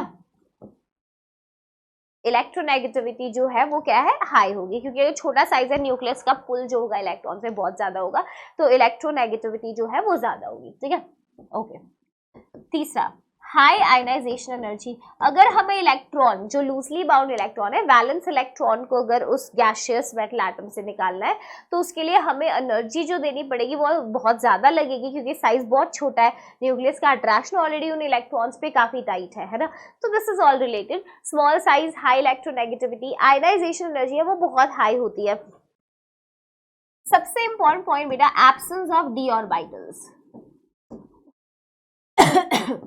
कोई वेकेंट ऑर्बिटल अवेलेबल नहीं होगा आगे, डी ऑर्बिटल्स। इसीलिए सेकंड पीरियड एलिमेंट की तुम जब हाइब्रिडाइजेशंस देखते हो तो sp, sp2 या sp3 होता है। कभी sp3d देखा है इनके लिए? sp3d2 देखा है?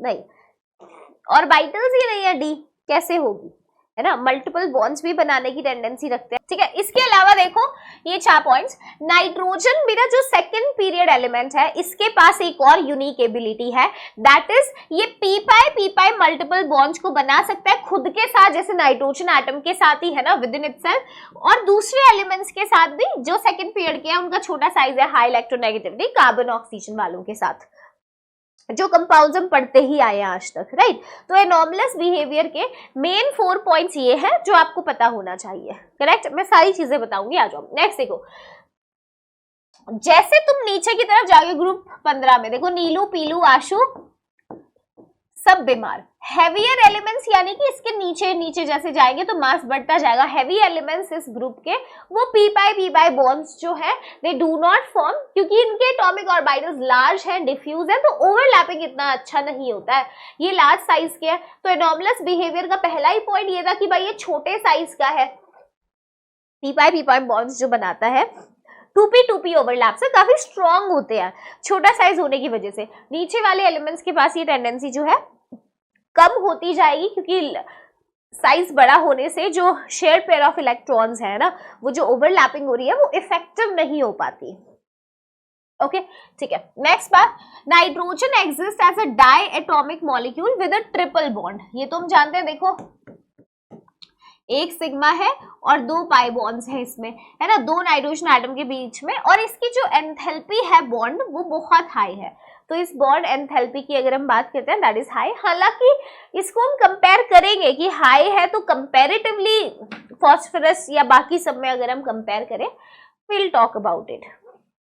बॉन्ड एसोसिएशन एंथैल्पी का एक अलग पॉइंट मैंने बनाया है, राइट। बट वैसे ट्रिपल बॉन्ड है तो अच्छी खासी एंथैल्पी एक मोल को तोड़ने के लिए 941.4 किलो जूल्स देना पड़ता है, ठीक है। ओके, फॉस्फोरस, आर्सेनिक, एंटीमनी जो है ये सिंगल बॉन्ड्स बनाते हैं, जबकि बिस्मथ जो है वो मेटालिक बॉन्डिंग करता है एलिमेंटल स्टेट में। इस चीज को ध्यान रखना है, राइट। बिस्मथ एलिमेंटल स्टेट में क्या करता है, जो है मेटालिक बॉन्डिंग करेगा, ठीक है। फॉस्फोरस, आर्सेनिक, एनसीईआरटी की लाइन है बेटा, तो इस लाइन को ही ध्यान रखना। कभी कभी ज्यादा थ्योरेटिकल लग सकती है कुछ चीजें, मगर ये समझना कि जब भी इनऑर्गेनिक करते हैं तो मेरा कोई भी सेशन में बनाती हूँ, मेरा यही मोटिव होता है कि एनसीईआरटी की हर एक लाइन को डिकोड करा के तुम्हारे नोट्स में मैं करवा दूं ऐड, ताकि तुम्हें बुक ना पढ़ना पड़े, है ना, क्योंकि एग्जाम के पास जैसे हम आते हैं तो एनसीईआरटी पढ़ना itself is a hectic work, है ना, which is not possible, time waste होता है। चलो हाँ देखो, मैं इसकी बात करी थी, जो सिंगल नाइट्रोजन नाइट्रोजन बॉन्ड होता है, यहाँ पे मैंने जो बात करी है ये कि बॉन्ड एसोसिएशन बहुत हाई है, ये ट्रिपल बॉन्ड की बात की है मैंने, नाइट्रोजन नाइट्रोजन ट्रिपल बॉन्ड, जहां पे 1 सिग्मा 2 पाई बॉन्ड है ना, बॉन्ड एसोसिएशन एनर्जी ज्यादा है। जबकि अगर मैं सिंगल नाइट्रोजन नाइट्रोजन बॉन्ड की बात करूं, है ना, और इसको पीपी बॉन्ड से कंपेयर करूंगी, तो बॉन्ड एसोसिएशन एनर्जी की जो चीजें हैं वो बदल जाती है। यहाँ पे क्या होता है, यहाँ इलेक्ट्रॉनिक रिपल्शंस आ जाती है, ठीक है, तो मैं इसको डिस्कस कराऊंगी, ये वाला पॉइंट है ना, that is what is written, मैंने एक सेपरेट पॉइंट बताया, इसको छोड़ दो, अभी सबका कंपेयर करेंगे, राइट। तो पॉइंट ये होता है बेसिकली, जो नाइट्रोजन है सिंगल बॉन्ड अगर एन एन कंपेयर करें तो लोन पे, क्योंकि ये छोटा साइज है, सेकंड पेयर है, ऊपर से लोन पेयर्स है, तो लोन पेयर का वो जो रिपल्शन है ना, उसकी वजह से बॉन्ड को तोड़ना जो है आसान हो जाता है। तो इसीलिए कह रहा है जो सिंगल एन एन बॉन्ड है वो वीक है then the single PP bond because of high inter electronic repulsions of non bonding electrons owing to the small bond length. इसीलिए नाइट्रोजन की बात करें तो कैटेनेशन जो है it has poor catenation property, N2 की तरह एग्जिस्ट करता है, जबकि फॉस्फोरस P4 में कैटेनेशन होता है सेल्फ लिंकिंग टेंडेंसी, ठीक है, कैटेनेशन होता है self linking tendency of an element, ठीक है, जिसमें वो बाकी जैसे फॉस्फोरस की टेंडेंसी बाकी फॉस्फोरस एटम के साथ लिंक करने की, तो इसमें कम होती है। ऐसा क्यों होता है, नाइट्रोजन की मैं बात कर रही हूँ क्योंकि जो सिंगल बॉन्ड है वो वीक है, क्योंकि यहाँ पे इलेक्ट्रॉन्स का रिपल्शन बहुत ज्यादा होते हैं, जो लोन पेयर इसके पास है, हम डिस्कस करेंगे इसे आगे, टेंशन मत लो, ठीक है, ओके। अब ध्यान दो next point, another factor is absence of D orbital, ये मैंने बता दिया है ना, nitrogen can not form D pi P pi bond, बिल्कुल सही बात है, अपनी वैलेंसी को एक्सपैंड नहीं कर सकते, अभी मैंने बताया खाली डी ऑर्बिटल ही नहीं है, तो नहीं है तो कैसे होगा डी पाई पी पाई बॉन्ड, नहीं हो सकता, ठीक है। जबकि अगर हम इसके नीचे वाले एलिमेंट्स की बात करते हैं, फॉस्फोरस और आर्सेनिक जो है बेटा, ये डी पाई पी पाई बॉन्ड्स बना सकते हैं, इनके पास वेकेंट डी ऑर्बिटल्स होते हैं, इसीलिए हम आगे कोऑर्डिनेशन कॉम्प्लेक्स में भी पढ़ेंगे, फॉस्फोरस आर्सेनिक जो है वो लिगेंड की तरह काम करते हैं and can also form D pi P pi bond with transition elements. ये मेन पॉइंट्स है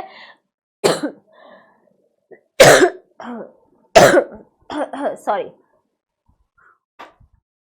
ये मेन पॉइंट्स है that makes nitrogen different from rest of the elements of its group, है ना, यही इसका रीजन है किसके लिए, एनॉमलस बिहेवियर के लिए। क्या ये बात सही है?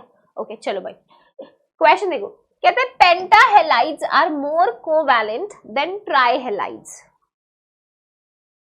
जो पेंटाहेलाइड्स हैं आपके पास, है ना, पेंटाहेलाइड्स यानी कि 5 फॉस्फोरस एटम होगा हमारे पास, है ना, पेंटाहेलाइड्स है, वो ज्यादा कोवैलेंट है ट्राइहेलाइड से। यार सिंपल रीजन है, अगर मान लो मेरे पास कोई पेंटाहेलाइड है तो उसके केस में जो आपका एलिमेंट है उस पे क्या होगा, ऑक्सीडेशन स्टेट ज्यादा होगा, है ना, समझ लो इस बात को, ये तो स्टेटमेंट से समझ आ रहा है ना।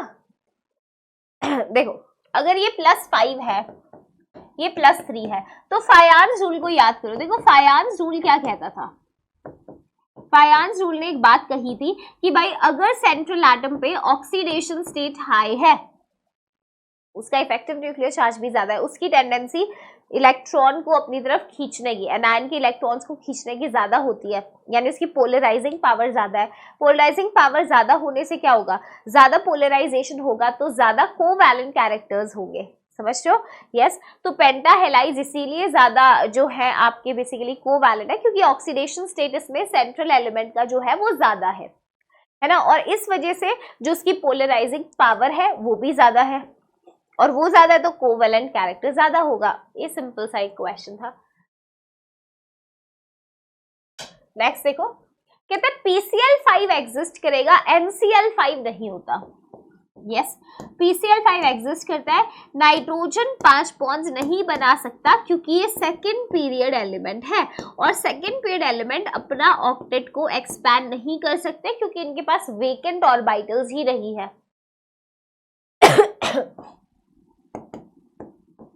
यानी हम कह सकते हैं d ऑर्बिटल इज, बोलो क्या बात कह सकते हैं? क्यों? क्योंकि d ऑर्बिटल जो है वो एब्सेंट है ना। सो इट इज बिकॉज जो फॉस्फोरस है it does not have vacant d orbitals, nitrogen sorry है ना, फॉस्फोरस में है, nitrogen does not have vacant d orbitals, okay, जबकि यहाँ पे है। तो ये अपना ऑक्टेट एक्सपैंड भी कर सकता है, फॉस्फोरस, नाइट्रोजन नहीं कर सकता। Phosphorus is a third period element. Vedantu की तत्व किताबें, इन किताबों में ये खास पावर है कि ये बहुत कम समय में बच्चे का पूरा सिलेबस कंप्लीट करवा पाती हैं, और वो भी फुल अंडरस्टैंडिंग के साथ। हर कॉन्सेप्ट के नीचे एक QR कोड भी दिया गया है जिसको स्कैन करते ही एक कॉन्सेप्ट वीडियो आ जाएगा। और सिर्फ इतना ही नहीं, JEE के सारे सवाल 4 एक्सरसाइजेस में बांटे गए हैं। पहला एक्सरसाइज हर उस JEE क्वेश्चन के कॉन्सेप्ट को तोड़कर आपको कॉन्सेप्ट सिखाने के लिए। दूसरा एक्सरसाइज JEE मेंस के प्रीवियस ईयर क्वेश्चंस का। तीसरा एक्सरसाइज एडवांस के कॉन्सेप्ट्स को तोड़ तोड़ के समझाने के लिए। और चौथा एक्सरसाइज JEE एडवांस के प्रीवियस ईयर क्वेश्चंस। आप इन वेदांतु की तत्व किताबों से पढ़ना शुरू कर दीजिए, जिंदगी काफी आसान महसूस होगी। नेक्स्ट देखो, nitrogen forms N2 but phosphorus forms P2, however it converts into P4। इसका रीजन क्या है? कैटिनेशन नाइट्रोजन तो सिर्फ N2 ही बनाता है, जबकि फॉस्फोरस में P4 बनता है हमारे पास। ऐसा क्यों है? यस, और P2 से वो P4 क्यों? देखो फॉस्फोरस P2 से P4 में क्यों चला जाता है? देखो रीजन वही है, नाइट्रोजन का छोटा साइज है, इफेक्टिव ओवरलैपिंग करता है, ठीक है। फॉस्फोरस की अगर बात करें, फॉस्फोरस का साइज बड़ा है, डिफ्यूज्ड है एटॉमिक ऑर्बिटल्स। डिफ्यूज्ड होने से पी पाई ओवरलैपिंग अच्छे से नहीं होगी, स्ट्रांगली नहीं होगी। किसमें? फॉस्फोरस में, साइज बड़ा होने से, है ना। तो उसका रीजन क्या है? क्योंकि जो हमारे पास बनता है P2, उसमें पी पाई बॉन्डिंग जो है वो वीक होगी। किस वजह से? Large diffused atomic orbitals.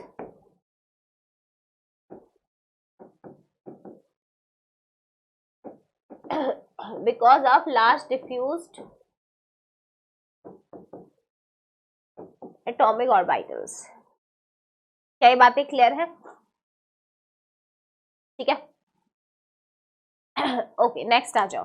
ऐसे ही सारे जो एलिमेंट्स हैं, ऑक्सीजन, उसका भी एनॉमलस बिहेवियर मैंने अटैच कर दिया, एक बार गो थ्रू जरूर करना है, ठीक है। इसका भी रीजन क्या है? ऑक्सीजन स्मॉल साइज है, हाई इलेक्ट्रोनेगेटिविटी है। अब कुछ पॉइंट्स देखो, जैसे वाटर के अंदर हाइड्रोजन बॉन्डिंग है जबकि हाइड्रोजन सल्फाइड में नहीं है,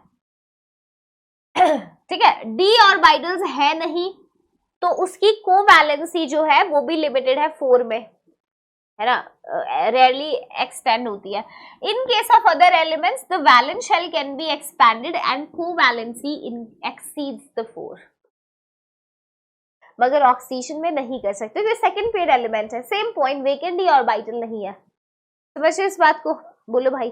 तो ऑक्सीजन का भी एनॉमलस बिहेवियर, ऐसे ही हमारे पास फ्लोरीन है, फ्लोरीन का एनॉमलस बिहेवियर है। और कुछ पॉइंट्स मैंने यहाँ लिख दिए हैं, इसको कॉपी में जरूर ऐड कर लेना, क्योंकि this is written in your syllabus कि आपको एनॉमलस बिहेवियर पढ़ना है पी ब्लॉक के अंदर, ठीक है। तो देखो, जैसे फ्लोरीन में ionization energy, electronegativity, standard reduction potential जो है काफी हाई होता है फ्लोरीन का, than expected from the set by other halogens. बहुत extremely high ionization energy, electronegativity भी 4 है, इवन स्टैंडर्ड रिडक्शन पोटेंशियल, तुमने इलेक्ट्रोकेमिस्ट्री पढ़ा है ना, तो उस सीरीज में तुम्हें ध्यान होगा कि फ्लोरीन का स्टैंडर्ड रिडक्शन पोटेंशियल सबसे ज्यादा होता था, सबसे ऊपर ही थी ये सीरीज में, आगे थी, है ना। और लिथियम का सबसे कम होता था, याद है। तो अगर इसका स्टैंडर्ड रिडक्शन पोटेंशियल ज्यादा है तो टेंडेंसी रिड्यूस होने की ज्यादा है, दूसरे को ऑक्सीडाइज करने की टेंडेंसी ज्यादा है, यानी it's a very strong oxidising agent, है ना, वो पॉइंट्स, ठीक है। ओके, तो एक बार इसको गो थ्रू कर लेना और नोटबुक में सारे पॉइंट्स को जो है एनॉमलस बिहेवियर के लिख लेना। क्लियर है क्या यहाँ तक? इसके बाद जो मैं नेक्स्ट टॉपिक कराऊंगी that is oxo acids. Please ध्यान देना बेटा। ऑक्सो एसिड्स, ऑक्सो एसिड एक ऐसी एसिड होती है जिसमें आपके पास ये 3 एलिमेंट्स होंगे। देखो, एक हाइड्रोजन होना चाहिए, ऑक्सीजन होना चाहिए, दैट इज अ मस्ट, और एक कोई दूसरा non metal. Hydrogen, oxygen and a non metal, right. Hydrogen, oxygen और कोई एक और element, might be phosphorus, chlorine, sulphur, जो हम पढ़ेंगे अभी, ठीक है। तो यहाँ पे देखो, जो ग्रुप नंबर 13 है हमारे पास, मतलब ये तो होगा ही, कुछ एक्स्ट्रा ही है ना, I will discuss with you. देखो H3BO3 का नाम होता है बोरिक एसिड। ग्रुप 13 में जो भी ऑक्सो एसिड बनती है वो एक ही बनती है, उसमें भी आपका बोरोन देखो +3 में है, +3 वाली इक एसिड बनेगी, ठीक है। ग्रुप 14 में अगर जाएंगे तो कार्बोनिक एसिड बनेगा और सिलिसिक एसिड बनेगा, ठीक है। ये कौन सा है?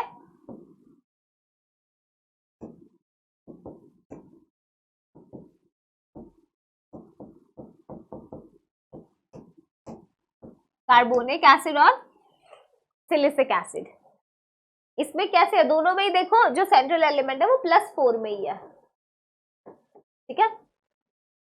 तो ग्रुप 13 में आपकी H3BO3 एक एसिड बनी, बोरिक एसिड, ठीक है। ग्रुप 14 में भी आपका जो सेंट्रल एलिमेंट है उसमें +4 ऑक्सीडेशन स्टेट है, वो एक एसिड है, जैसे कार्बोनिक एसिड है, सिलिसिक एसिड है। दोनों में देखो सेंट्रल एलिमेंट +4 में है। सॉरी, क्लियर है? ओके। उसके बाद आओ ग्रुप 15। प्लीज नोट करिएगा बेटा, ग्रुप नंबर 15 के अंदर आपको कई सारी दिखेगी। देखो +5 जब है सेंट्रल एलिमेंट वो एक एसिड होगी, +3 में है तो अस एसिड होगा। क्या +1 भी पॉसिबल है? यस, +1 भी है, वो हाइपो एसिड होगा, हाइपो अस। मतलब बीच में अगर मान लो जो भी एलिमेंट है फॉस्फोरस या नाइट्रोजन वो बीच में रख देंगे, हाइपो अस एसिड होगा। कौन सा होगा? हाइपो अस एसिड होगा, ठीक है। जैसे देखो नाइट्रिक एसिड, HNO2, एक ऑक्सीजन निकाला, दिस इज नाइट्रस एसिड। देख रहे हो, नाइट्रिक एसिड, नाइट्रस एसिड। अब ऐसे देखो H2N2O2 में देखोगे अगर तुम, तो नाइट्रोजन +1 में है यहाँ, ठीक है। तो हाइपो अस एसिड, हाइपो कौन सी? नाइट्रोजन है तो nitrous, hypo nitrous acid, so on. कर सकते हो इधर भी, बोलो भाई, क्या कोई दिक्कत है? नहीं। फॉस्फोरिक एसिड +5 वाली एक एसिड है, ठीक है। +3 वाली अस है, और +1 वाली कौन सी है? हाइपो अस, हाइपो फॉस्फोरस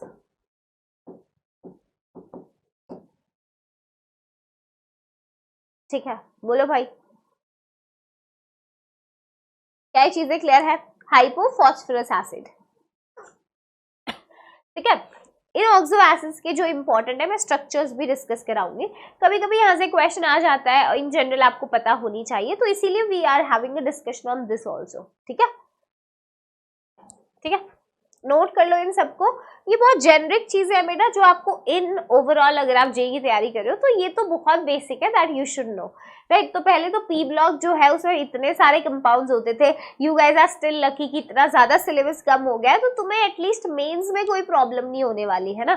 जितनी जो ज्यादा रिएक्शंस थे, कंपाउंड्स थे, उनकी प्रिपरेशन वगैरह वो सब आपका हट चुका है मेंस के लिए। तो चले आगे, नेक्स्ट देखो, हमारे पास ग्रुप 16 की ऑक्सो एसिड्स 17 और 18 में आगे चलते हैं। ये वाली चीजें क्लियर है? देखो 13, 14, 15 की भी बता दी मैंने, ठीक है। 16 में देखो सल्फर +6 में होगा या +4 में? +6 में होगा तो एक एसिड होगा, जैसे सल्फ्यूरिक एसिड, ठीक है। अगर +4 में होगा तो अस एसिड होगा, वो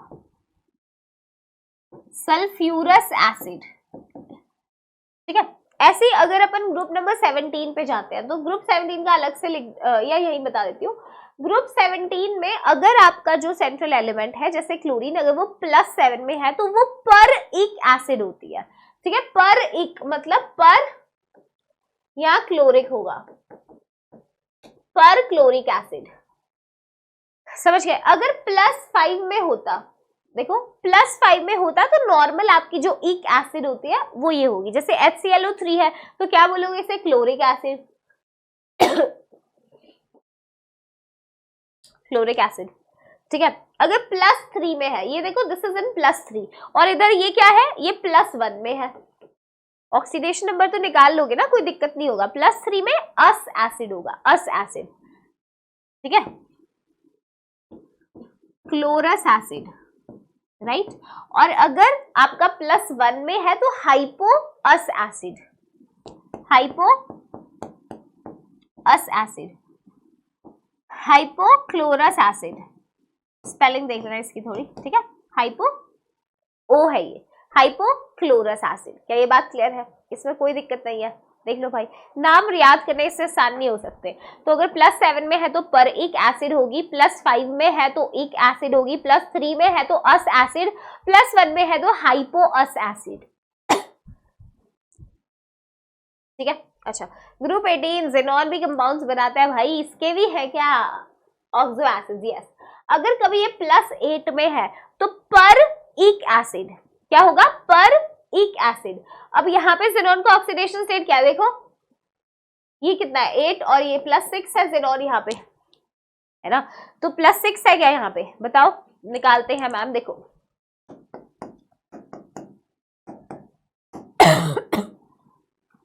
+6 ही निकाल सकते हो ना, हाइड्रोजन, एक हाइड्रोजन का +1 है ना। एक ऑक्सीजन का कितना होता है, -2 होता है, तो 4 का कितना होगा, समझ रहे इस बात को, बोलो जल्दी। यस, तो +6 में है तो कौन सा है, इक एसिड है, ठीक है। +8 में है तो कौन सा है, पर इक एसिड है, पर इक एसिड, इसका नाम होगा परजेनिक एसिड, परजेनिक एसिड, और ये है जेनिक एसिड। मीन्स में वैसे आते नहीं है इतने, एक बार नोट कर लो इसे, साइड में हो रही हूँ, क्लियर है, ठीक है, क्लियर हो। आगे चलते हैं, आ जाओ एसिड्स देखो कुछ। अब देखो नाइट्रोजन का एसिड, अभी हमने देखा नाइट्रिक एसिड है HNO3, ठीक है। अगर इसमें से हम एक ऑक्सीजन हटा देंगे बेटा तो अपने पास नाइट्रस एसिड बनेगा HNO2, ठीक है। अच्छा, इसमें से भी एक ऑक्सीजन अगर हम निकाल दें तो हाइपोनाइट्रस एसिड मिलेगा HNO, मगर ये डाइमराइज कर जाता है, ऐसे एग्जिस्ट करता है H2N2O4, ये होता है आपका हाइपोनाइट्रस एसिड, H2N2O2, सॉरी मैंने O4 लिख दिया, सॉरी, इसको ठीक कर लो, O2, H2N2 क्योंकि 2 है ना, हाँ ठीक है, HNO का डाइमर किया है हमने, राइट, तो that is H2N2O2 which is hyponitrous acid, ठीक है। चलो एक और चीज समझो, एनहाइड्राइड, एनहाइड्राइड बनाने के लिए वाटर को निकाल देते हैं। एनहाइड्राइड जब भी बनता है उसमें हाइड्रोजन नजर नहीं आना चाहिए, तो आप क्या करो, अगर आप नाइट्रिक एसिड के 2 मोल्स ले लो, देखो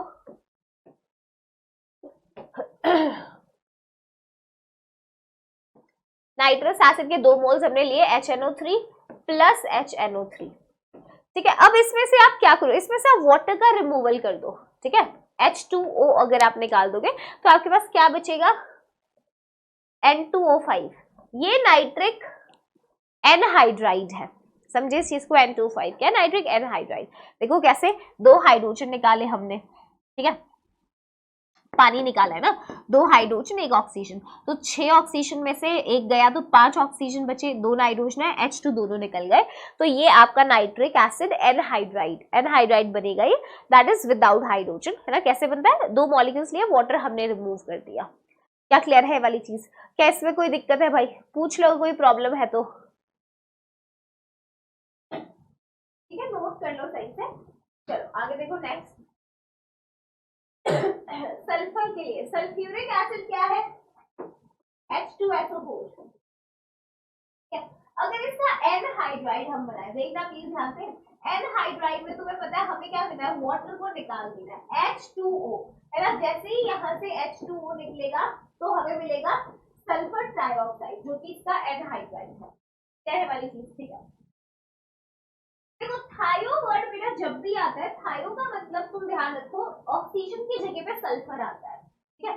तो यहाँ पे अगर एक ऑक्सीजन को हम निकाल दें और एक सल्फर एक्स्ट्रा ऐड कर दें, H2 सल्फर ऐड किया, H2 और O3, दैट इज थायोसल्फ्यूरिक एसिड, ठीक है। सल्फ्यूरिक एसिड में अगर हम लोग क्या करें, थायोसल्फ्यूरिक बनाए तो एक ऑक्सीजन की जगह पर हम सल्फर डाल दें, तो H2 H2O3, ठीक है।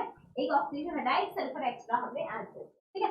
चलो, जब भी हम एक एसिड से अस एसिड बनाते हैं तो हम क्या करेंगे, एक ऑक्सीजन को रिमूव करेंगे, तो यहाँ पे हमारे पास सल्फ्यूरिक एसिड बनेगा जो कि होगा H2SO3, ठीक है। पायरोसल्फ्यूरिक एसिड कैसे बनाएंगे, पायरोसल्फ्यूरिक एसिड में आप क्या करो, H2SO4 के दो मॉलिक्यूल्स ले लो, हीटिंग करने पे हम क्या करेंगे, वाटर को रिमूव कर देंगे, H2O जब हम निकालेंगे तो हमारे पास क्या बचेगा, देखो दो हाइड्रोजन हमने निकाल दिए, दो हाइड्रोजन बचेंगे, दो सल्फर है, ठीक है। ऑक्सीजन 8 में से एक चला गया, मतलब 7, H2S2O7 ये कौन है, दिस इज पायरोसल्फ्यूरिक एसिड, ठीक है। अब इसमें अगर तुम एक एक्स्ट्रा ऐड कर दोगे ऑक्सीजन, तो वो क्या बनेगा, परऑक्सी, H2S2O7, परऑक्सी disulphuric acid, sorry H2S2O8, ये क्या है, परऑक्सी डाइसल्फ्यूरिक एसिड, परऑक्सी डाइसल्फ्यूरिक एसिड। अगर इसमें से अपन एक ऑक्सीजन निकालते हैं, अस एसिड बनेगा, है ना, H3PO3, दैट इज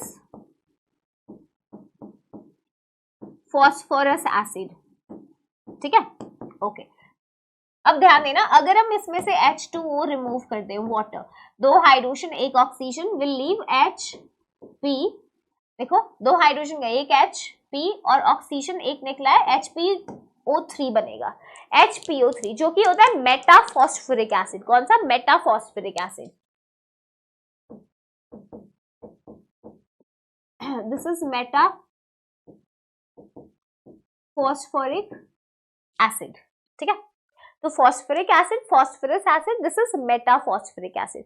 ऐसे पायरोफॉस्फोरिक एसिड कैसे बनाएंगे, जैसे लास्ट केस में हमने बनाया था, दो H3PO4 के मोल्स लेंगे, है ना, और उनमें से एक वाटर मॉलिक्यूल को रिमूव कर देंगे, तो देखो दो मोल्स में मतलब वी हैव 6 हाइड्रोजन, 6 में से 2 गए, 4 बचे, ठीक है, 2 phosphorus as it is, 8 oxygen में से एक गया तो 7, दैट इज H4P2O7, ये कौन है, पायरोफॉस्फोरिक एसिड,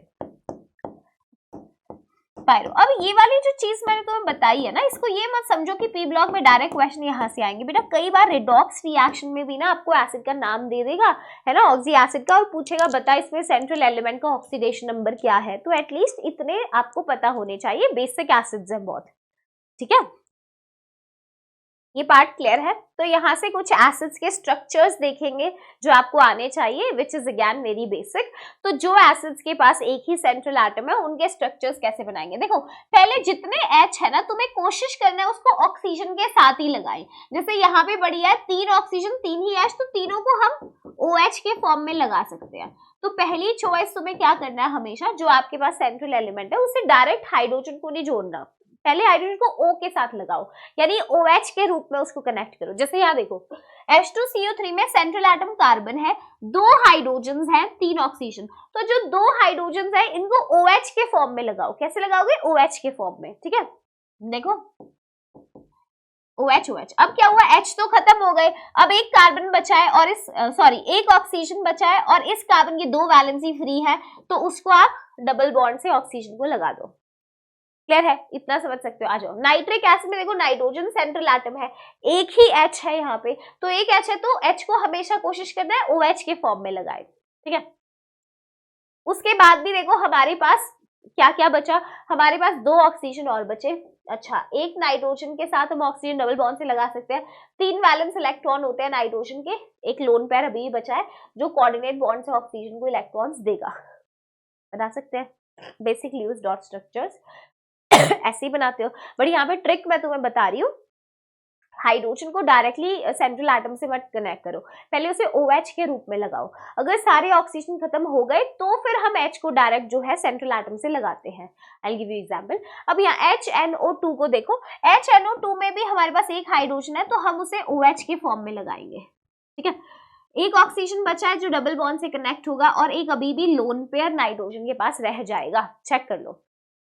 अच्छा, एक मजे की बात बताऊं, जब एसिड में जब आपके पास एक ही सेंट्रल एटम है तो आप एक चीज ऑब्जर्व करेंगे कि जो सेकंड पीरियड वाले हैं वो एसिड जिनमें सेकंड पीरियड से सेंट्रल एटम है उनमें इसका हाइब्रिडाइजेशन सेंट्रल एटम का sp2 होगा, ठीक है। और जो थर्ड पीरियड वाले हैं उसमें सेंट्रल एटम का हाइब्रिडाइजेशन sp3 होगा। कितने मजे की बात है, तुम खुद से चेक कर लो। 3 सिग्मा बॉन्ड sp2 है, carbon 3 sigma bond sp2, nitrogen देखो 1 2 3 सिग्मा बॉन्ड क्या है sp2, ठीक है। यहाँ भी 2 सिग्मा है, एक लोन पेयर है, राइट। तो सेकंड पीरियड वाले sp2 हाइब्रिडाइजेशन होंगे। अगर थर्ड पीरियड का है वो sp3 हाइब्रिडाइज्ड होगा, समझिए इस बात को, ठीक है। अच्छा, H2N2O2 कौन है, अभी तुमने देखा था HNO का जब हम डाइमर कर देते हैं, वही है, यही है HNO का डाइमर, है ना। अब देखना, एक नाइट्रोजन से एक H है, H को हम हमेशा OH के फॉर्म में लगाएंगे, H को OH, ठीक है। अच्छा, नाइट्रोजन के पास 1 2 3 1 2 3 और 4 5 5 बैलेंस इलेक्ट्रॉन है, हर नाइट्रोजन में 5 बैलेंस इलेक्ट्रॉन है ना। तो ये आपस में देखो डबल बॉन्ड से जुड़ जाएगा, 1 2 3 4 5 6 7 ऑक्टेट भी पूरा हो गया। तो this is H2N2O2।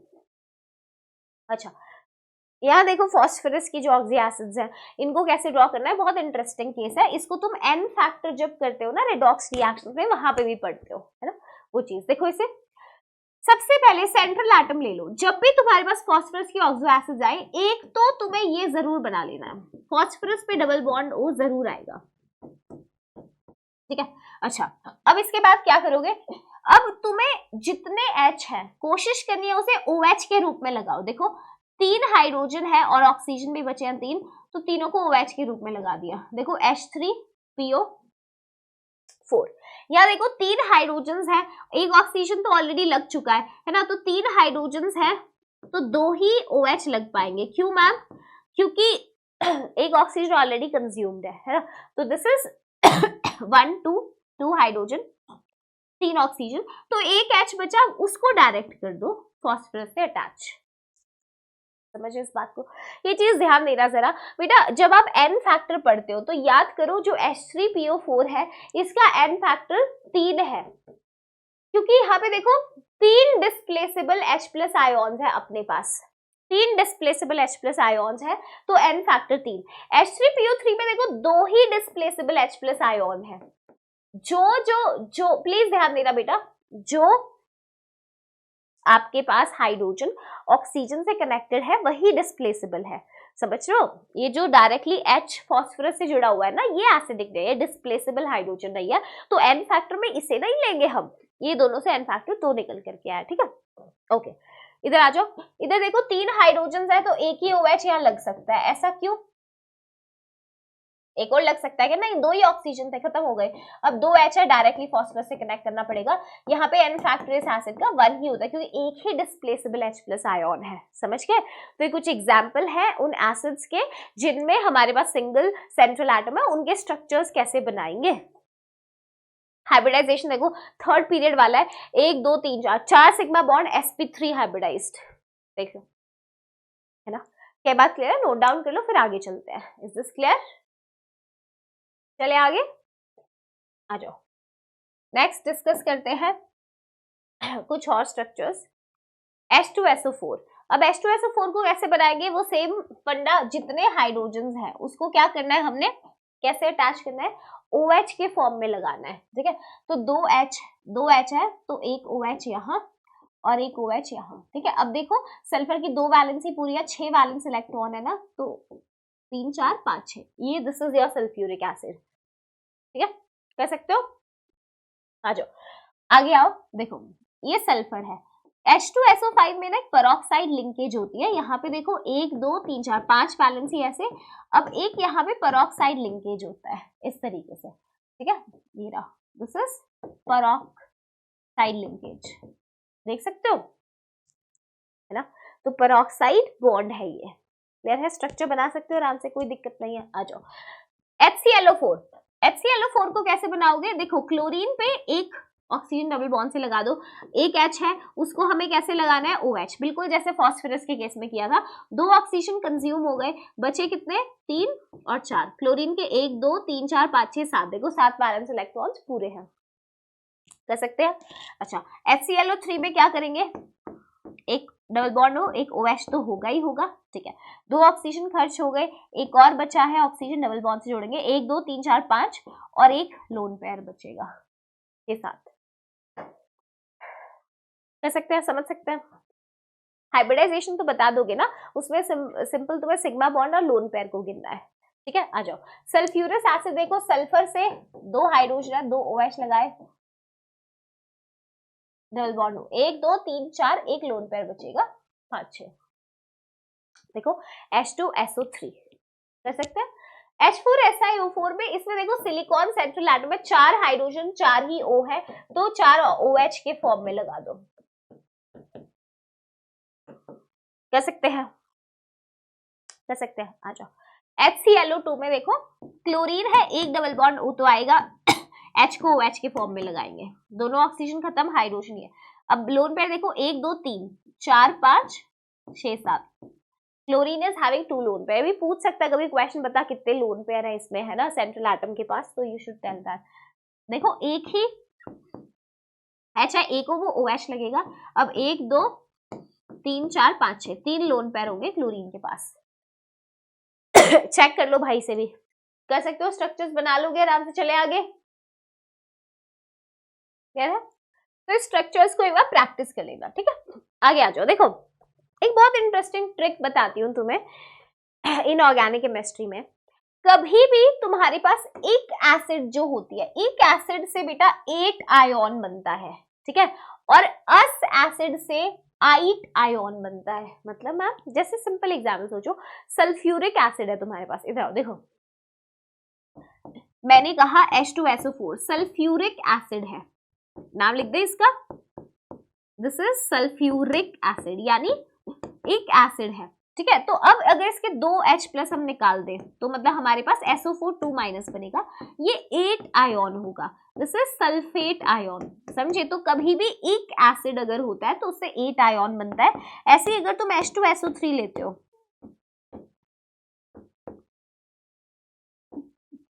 Sulphurous acid, us acid है, अस एसिड से SO3 2-, तो ये सल्फाइट आयोन है, this is sulphite, us acid से 8 आयोन बनता है, समझ गए। तो इससे क्या होगा ना, नाम देने में कंफ्यूजन नहीं होगा, राइट। तो देखो एक एसिड से 8 आयोन बनता है, अस एसिड से 8 आयोन। एक और इंटरेस्टिंग चीज बताऊं, कभी 8 आयोन होता है ना, 8 आयोन में ना एक ऑक्सीजन ज्यादा होता है 8 से, जनरली ऐसा, ठीक है, नाइट्रेट नाइट्राइट में लगा लो, राइट, ये चीज।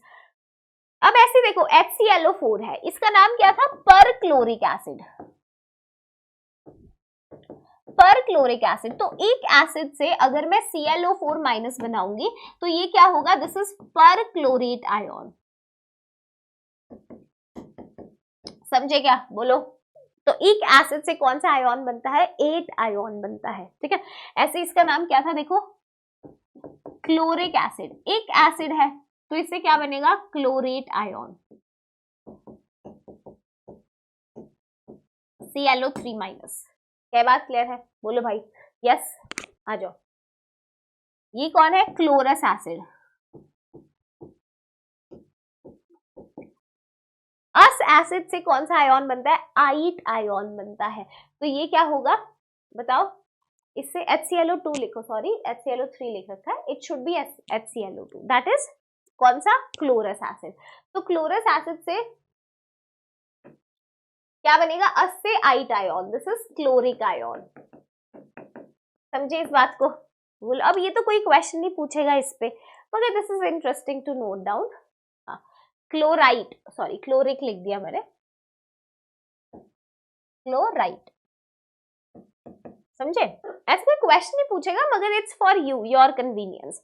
तो क्लोरस एसिड से क्लोराइड आयन, सल्फ्यूरिक एसिड से सल्फेट, सल्फ्यूरस से सल्फाइड, समझे, परक्लोरिक एसिड से परक्लोरेट, 8 आयन। तो दिस इज व्हाट सफिक्सेस की बात कर रही हूँ। इक एसिड 8 आयन, इक एसिड 8 आयन, अस एसिड 8 आयन, ठीक है, इक एसिड 8 आयन, अस एसिड 8 आयन। क्लियर है क्या ये चीज?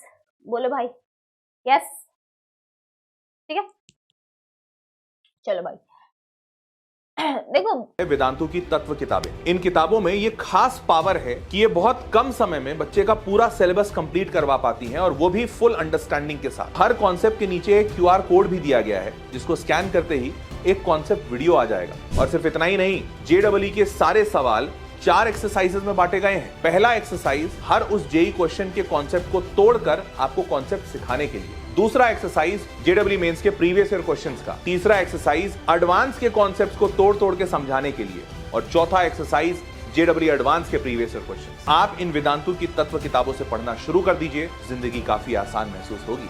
तुमने क्लास 10th में एक चैप्टर पढ़ा है कार्बन एंड इट्स कंपाउंड्स, तो कभी सोचा भाई ऐसा क्या था कार्बन में खास कि कार्बन पे ही कक्षा 10वीं में एक पूरा चैप्टर डेडिकेट कर दिया, है ना? क्योंकि कार्बन का वर्सेटाइल नेचर था। और हम क्या पढ़ते थे वर्सेटाइल में कि भाई कार्बन जो है, कार्बन इज वर्सेटाइल क्योंकि इसके पास टेट्रावैलेंसी है। कार्बन के पास टेट्रावैलेंसी तो सिलिकॉन के पास भी तो है, मगर कार्बन के पास एलोट्रॉपी भी थी, है ना? कार्बन एलोट्रॉप्स भी बनाता है। चलो, जो वर्सेटाइल नेचर हम पढ़ते थे, इधर आओ देखो, वर्सेटाइल नेचर कार्बन का 2 रीजंस की वजह से होता था। एक हम बोलते थे कि ये टेट्रावैलेंट है, और दूसरा हम कैटेनेशन बोलते थे। कैटेनेशन मतलब सेल्फ लिंकिंग टेंडेंसी, जिसमें दूसरे कार्बन एटम्स के साथ ओपन चेन, ब्रांचेस या रिंग भी बना सकता है ना? और इसका मेन कंसिडरेशन बिल्ड होता था इसके स्मॉल साइज की वजह से। सेकंड पीरियड एलिमेंट है, छोटा है, तो छोटा होने की वजह से क्या होगा, जो ओवरलैपिंग है ना, जो शेयर्ड पेयर ऑफ इलेक्ट्रॉन है, उनको टाइटली न्यूक्लियस पकड़ेगा तो बॉन्डिंग स्ट्रॉन्ग होगी, राइट? तो इसीलिए हम ये देखो, एक क्वेश्चन बहुत फेमस हुआ करता था कि कार्बन के जो बॉन्ड्स हैं, है ना, कार्बन के कंपाउंड ज्यादा, कार्बन ज्यादा अच्छे से कैटेनेशन करता है। यही अगर हम सिलिकॉन की बात करते थे तो सिलिकॉन इतना कैटेनेशन पावर नहीं रखता जितना कार्बन रखता है। लॉन्ग चेन्स बनाएगा 8 तक, तुम देख लोगे 7-8 कार्बन, है ना, जुड़ जाएंगे। कार्बन में तो भाई अंत ही नहीं हो रहा है ना? तो उसका रीजन होता था छोटा साइज है तो शेयर पेयर ऑफ इलेक्ट्रॉन अच्छे से होल्ड है, तो इसकी जो बॉन्ड डिसोसिएशन एनर्जी है वो ज्यादा होती है सिलिकॉन सिलिकॉन बॉन्ड से। तो इसको जो तोड़ना है इसके बॉन्ड्स को, वो मुश्किल होता है, तो ज्यादा स्ट्रॉन्ग बॉन्ड्स होते हैं, तो ज्यादा स्टेबल बॉन्ड्स होते हैं, समझो। अब ये तो चलो तुम्हारा कार्बन था। यही चीज अगर हम नाइट्रोजन के पास जाएं तो तुम तो कहोगे मैम नाइट्रोजन में भी यही होना चाहिए। नाइट्रोजन के केस में भी मैम, नाइट्रोजन भी सेम लॉजिक है मैम, फॉस्फोरस से कंपेयर कर लो आप, तो कौन सा बॉन्ड ज्यादा बढ़िया होना चाहिए? Nitrogen. Nitrogen bonds ma'am strong होने चाहिए, सेकंड पीरियड एलिमेंट है, छोटा साइज है, अच्छे से ओवरलैप कर रहा है। मगर यहाँ कहानी अलग है। क्यों बेटा? कार्बन के पास कोई लोन पेयर नहीं हुआ करता था। प्रॉब्लम अब क्या आ गई ना, कि जो नाइट्रोजन है वो छोटू सा है, इतना सा नाइट्रोजन, सेकंड पीरियड एलिमेंट कितने छोटे होते हैं। अब उसमें जो लोन पेयर है, ये अगल बगल नाइट्रोजन वाले क्या करेंगे? लोन पेयर रिपल्शंस लगाएंगे, समझ रहे हो? लोन पेयर रिपल्शन की वजह से बॉन्ड खुद ही टूटना चाहेगा। ये कहेगा यार ये बहुत धक्का मुक्की कर रहा है मेरे साथ, मेरे को तोड़ो यार। तो यहाँ पे क्या होता है, जैसे तुम कार्बन के बाद नाइट्रोजन को कंपेयर करोगे तो यार चीजें उल्टी हो जाती है। यहाँ bond dissociation energy N bond का कम है, क्योंकि लोन पेयर रिपल्शंस हैं ऑलरेडी। सेम चीज ऑक्सीजन के पास जाओ, ठीक है, सल्फर पे देखो, बॉन्ड डिसोसिएशन एनर्जी किसकी ज्यादा है? सल्फर सल्फर बॉन्ड्स की। क्या रीजन है? सेम, ऑक्सीजन पे 2 लोन पेयर है, रिपल्शन करेंगे, ठीक है। अब F2 देखो, 1 2 3 4 5 6, 1 2 3 4 5 6 और 1 इलेक्ट्रॉन यहाँ है। भाई यहाँ तो 3 लोन पेयर है फ्लोरीन के अगल बगल पास में, है ना? फ्लोरीन के पास 3 लोन पेयर है, अगलू बगलू कितना रिपल्शन लग रहा होगा, सोच रहे हो? बहुत ज्यादा।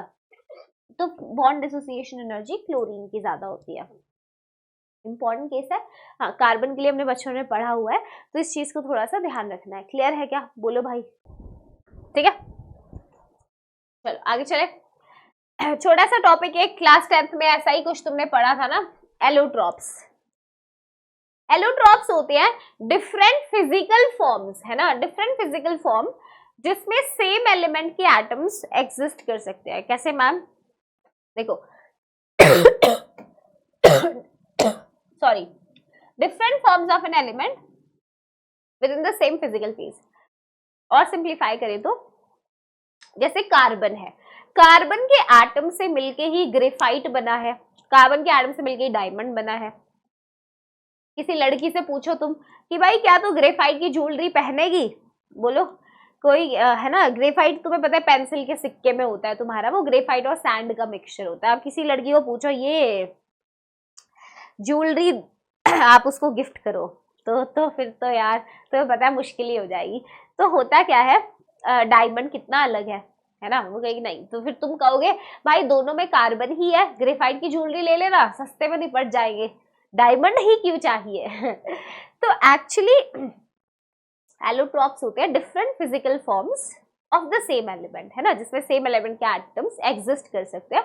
हाँ, फेज सेम होना चाहिए, यानी सॉलिड स्टेट है, कार्बन ग्रेफाइट भी सॉलिड है ना, डायमंड भी सॉलिड है। ये जो फर्क आता है एलोट्रॉप्स में बेटा, इसका रीजन होता है स्ट्रक्चर का अलग होना। ठीक है, स्ट्रक्चर अगर अलग होता है तो उससे फिजिकल जो प्रॉपर्टीज है वो इम्पैक्ट होती है, राइट। जैसे अब शिल्पी मैम को तुम यूट्यूब पे पढ़ाते हुए देखो और शिल्पी मैम मैं तुम्हें किसी शादी में मिल जाऊं तो तुम मुझे पहचान नहीं पाओगे, बट हूँ तो मैं शिल्पी मैम ही, तुम आके मुझसे मिल सकते हो, हेलो बोल सकते हो, है ना, मगर मैं सेम इंसान हूँ, इसलिए ये ऐसे ही है बस। एलोट्रॉप्स, कार्बन ने ही ग्रेफाइट में अपने आप को एक स्ट्रक्चर में अरेंज कर रखा है जिससे वो ग्रेफाइट है, और उसी कार्बन एटम्स ने किसी अलग तरीके से स्ट्रक्चर में डायमंड बना रखा है तो कार्बन ही इवेंचुअली, है ना। तो देखो कार्बन की आप बचपन से ही पढ़ते हो, डायमंड में क्या होता है, हर कार्बन एटम जो है टेट्राहेड्रली कनेक्टेड होता है 4 कार्बन एटम से, है ना, बहुत पूरा ऐसे जाइंट स्ट्रक्चर होता है, covalent 3D network solid. Graphite में हर कार्बन एटम्स बेटा 3 कार्बन एटम से जुड़ा होता है, राइट, और ये क्या करते हैं, हेक्सागोनल शीट्स जो है उसका फॉर्मेशन करते हैं, राइट। और फुलरीन, बकमिंस्टर फुलरीन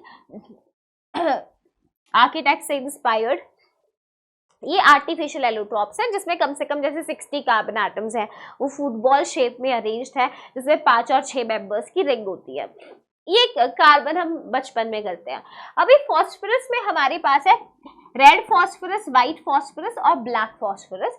ऐसे ही सल्फर में वी हैव रोम्बिक, मोनोक्लिनिक, ठीक है, रोम्बिक एंड मोनोक्लिनिक, ठीक है। अब इसको समझते हैं, फॉस्फोरस को ध्यान देना, मगर एक चीज लिख लो, नाइट्रोजन नहीं है मैम, कार्बन है, फॉस्फोरस भी है मैम, नाइट्रोजन क्यों नहीं है बेटा? नाइट्रोजन एलोट्रॉपी नहीं दिखाता,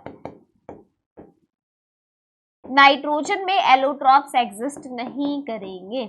छोटा साइज तुम्हें पता है लोन पेयर है, वो रिपल्शन तो वैसे ही कर रहा था, ऐसे ही एन बॉन्ड में को दिक्कत हो रही थी, बॉन्ड एसोसिएशन एनर्जी कम था, है ना, तो नाइट्रोजन एलोट्रॉप्स नहीं बनाएगा, समझो, ओके।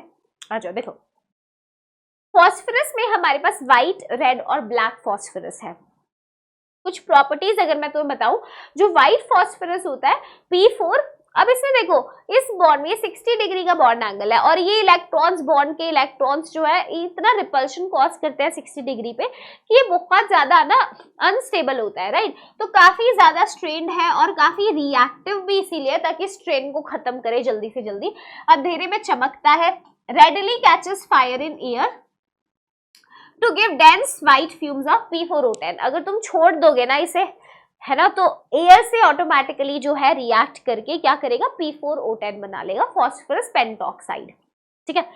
रेड फॉस्फोरस जो है रिएक्टिविटी के मामले में इतना रिएक्टिव नहीं होता, इसमें देखो ध्यान से देखो, इसमें तो एक P4 यूनिट कनेक्टेड थी, ये 60 डिग्री का एंगल था, यहाँ पे ये जो एक PP बॉन्ड है ये तोड़ दो और इस P4 को दूसरे P4 से जोड़ दो, ये P4 की यूनिट, ये P4 आपस में कनेक्टेड है। रेड फॉस्फोरस का स्ट्रक्चर ऐसा है, ठीक है। तो इसमें जो है स्ट्रेन काफी कम हो गया, एंगल देखो 60 से काफी बड़ा, 90-100 के आसपास हो गया, right. Less reactive than white phosphorus, polymeric structure है और इसको मैच स्टिक के अंदर यूज किया जाता है। अगर व्हाइट फास्फोरस को 280 डिग्री सेल्सियस तक हीट करते हैं तो we can get the red phosphorus. क्या ये बात क्लियर है? ठीक है। अच्छा, जो ब्लैक फास्फोरस होता है, देखो व्हाइट फास्फोरस को 473 केल्विन पे लोगे तो बीटा ब्लैक फास्फोरस बना सकते हो, रेड से लोगे तो 803 केल्विन पे अल्फा फॉर्म इसकी बना सकते हो। कुछ पॉइंट्स पे हम इनको डिफरेंशिएट करेंगे, ध्यान से देखना। देखो रिएक्टिविटी की अगर हम बात करते हैं व्हाइट और रेड फास्फोरस की, तो व्हाइट फास्फोरस में स्ट्रेन ज्यादा था, साफ तुम्हें बताया था। तो जो व्हाइट फास्फोरस है, ए बी बोल लेते हैं इसे, मान लो इसे मैंने ए बोला और रेड फास्फोरस को मैंने बी बोला, ठीक है। तो रिएक्टिविटी में व्हाइट फास्फोरस बेटा ज्यादा रिएक्टिव होता है रेड फास्फोरस से। क्या बात क्लियर है? अच्छा, अब ज्यादा रिएक्टिव जो है उसकी थर्मल स्टेबिलिटी कम होगी, तो इसका मतलब थर्मल स्टेबिलिटी में आपका रेड फास्फोरस ज्यादा है। पानी में सॉल्युबिलिटी की अगर बात करें तो तुम ये समझो जो हमारे पास P4 रेड फास्फोरस है उसमें मल्टीपल P4 यूनिट्स आपस में कनेक्टेड है ना। तो मल्टीपल, तो तुम्हें पता है पानी में घुलना उतना ही मुश्किल हो जाएगा। तो बी वाला जो है वो इनसॉल्युबल होता है, जबकि अगर हम इसकी बात करते हैं, है ना, व्हाइट फास्फोरस, क्या ये पानी में घुलेगा? ये भी नहीं घुलेगा, क्योंकि आप पोलर है क्या? नहीं नहीं नहीं, लाइक डिसॉल्व लाइक, ठीक है। ए एंड बी दोनों इनसॉल्युबल। कार्बन डाइसल्फाइड एक नॉन पोलर सॉल्वेंट है, तुम जानते हो, है ना, ओवरऑल डाइपोल मोमेंट 0 है, तो उसमें दोनों ही जो है दे वुड बी सोल्यूबल। बताओ, अब तुम सोचोगे यस मैम दोनों ही सॉल्यूबल होंगे कार्बन डाइसल्फाइड में।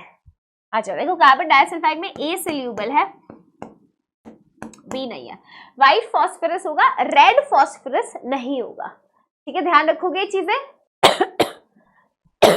ठीक है। पॉलीमेरिक चेन इसकी CS2 में भी जो है वो नहीं घुलने वाली। क्लियर है क्या बात? बोलो, ठीक है। चलो देखो, सल्फर की अगर हम एलोट्रॉप्स की बात करते हैं तो सल्फर S8 फॉर्म में एग्जिस्ट करता है, रोम्बिक सल्फर में और मोनोक्लिनिक में, दोनों में ही बेटा S8 होता है। और कैसा होता है? Crown like structure. बचपन में बनाया होगा, एक W बनाओ फिर एक और W बनाओ और हर एक कोने पे जो है सल्फर को रख दो, ऐसे ही बनाते थे, है ना। चलो, रोम्बिक सल्फर और मोनोक्लिनिक सल्फर में एक चीज देखो, रोम्बिक सल्फर को अपन अल्फा सल्फर भी बुलाते हैं, मोनोक्लिनिक इज बीटा सल्फर। याद करने का तरीका क्या होगा? देखो, R जो है अल्फाबेटिकली बाद में आता है और M पहले आता है, तो इसमें देखो बीटा जो है, जो पहले आता है M उसके साथ बीटा है जो बाद में आता है बेसिकली, और जो अल्फाबेट बाद में आता है उसके साथ पहले वाला अल्फा, अल्फा पहले आता है। थोड़ा सा ऐसे ध्यान में रख सकते हो अगर जरूरत है तो, बाकी नॉट रिक्वायर्ड, ठीक है। अच्छा, इसकी अल्फा बीटा फॉर्म जो है ट्रांजिशन करते हैं कितने टेम्परेचर पे? अगर आप हाई टेम्परेचर देते हैं, राइट, जैसे आप 96 डिग्री सेल्सियस देंगे अल्फा फॉर्म को हीट करके तो बीटा फॉर्म बनेगी, and on the less temperature again it will give to alpha form, ठीक है। तो बेसिकली ये ट्रांजिशन टेम्परेचर है, जब जो फेज है वो बदल जाएगा, ठीक है। पानी में अगर सॉल्युबिलिटी की बात करेंगे तो अल्फा और बीटा दोनों फॉर्म से बेटा पानी में नहीं घुलेंगी। कार्बन डाइसल्फाइड में यस, दोनों फॉर्म्स जो है सॉल्युबल होंगी।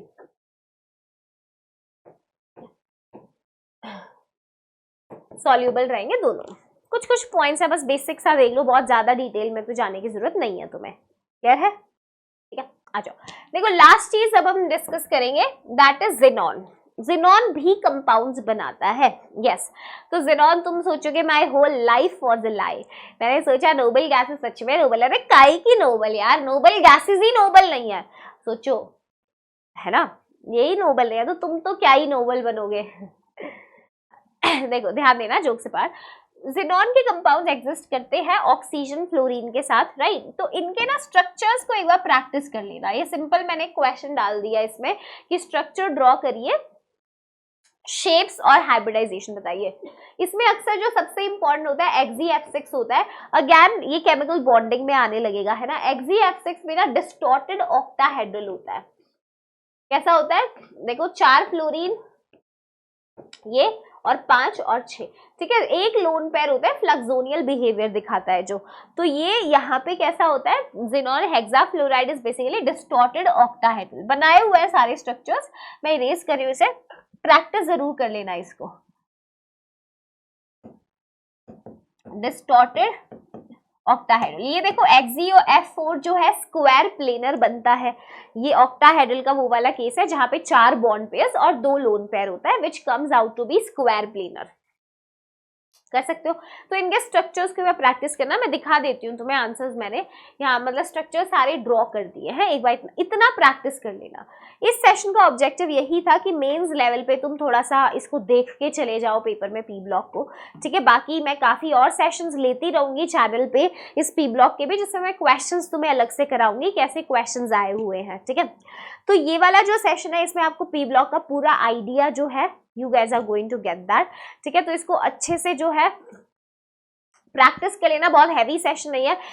बेसिकली जो मेंस का पी ब्लॉक का सिलेबस है ना, अगर तुम पीरियोडिक टेबल अच्छे से पढ़ते हो तो वहीं पे कवर कर लेते हो, ठीक है, ज्यादा टेंशन की बात नहीं है। बाकी छोटा सा सेशन था, I hope you really enjoyed it. तो कमेंट करके जरूर बताना कैसा लगा सेशन, और इसमें जो पीडीएफ है मेरे हैंड रिटन नोट्स आपको मैं डिस्क्रिप्शन बॉक्स में और टेलीग्राम पे अपडेट कर दूंगी, वहां से डाउनलोड कर लेना, ठीक है। चलो कोई भी इशू है तो कमेंट में बता देना, I will solve that. Thank you so much for attending the session guys, this is me Shruti Kaushik signing off for the day. अगर चैनल सब्सक्राइब नहीं किया तो कर लेना, and I will see you next time, bye bye, take care, thank you, Siya.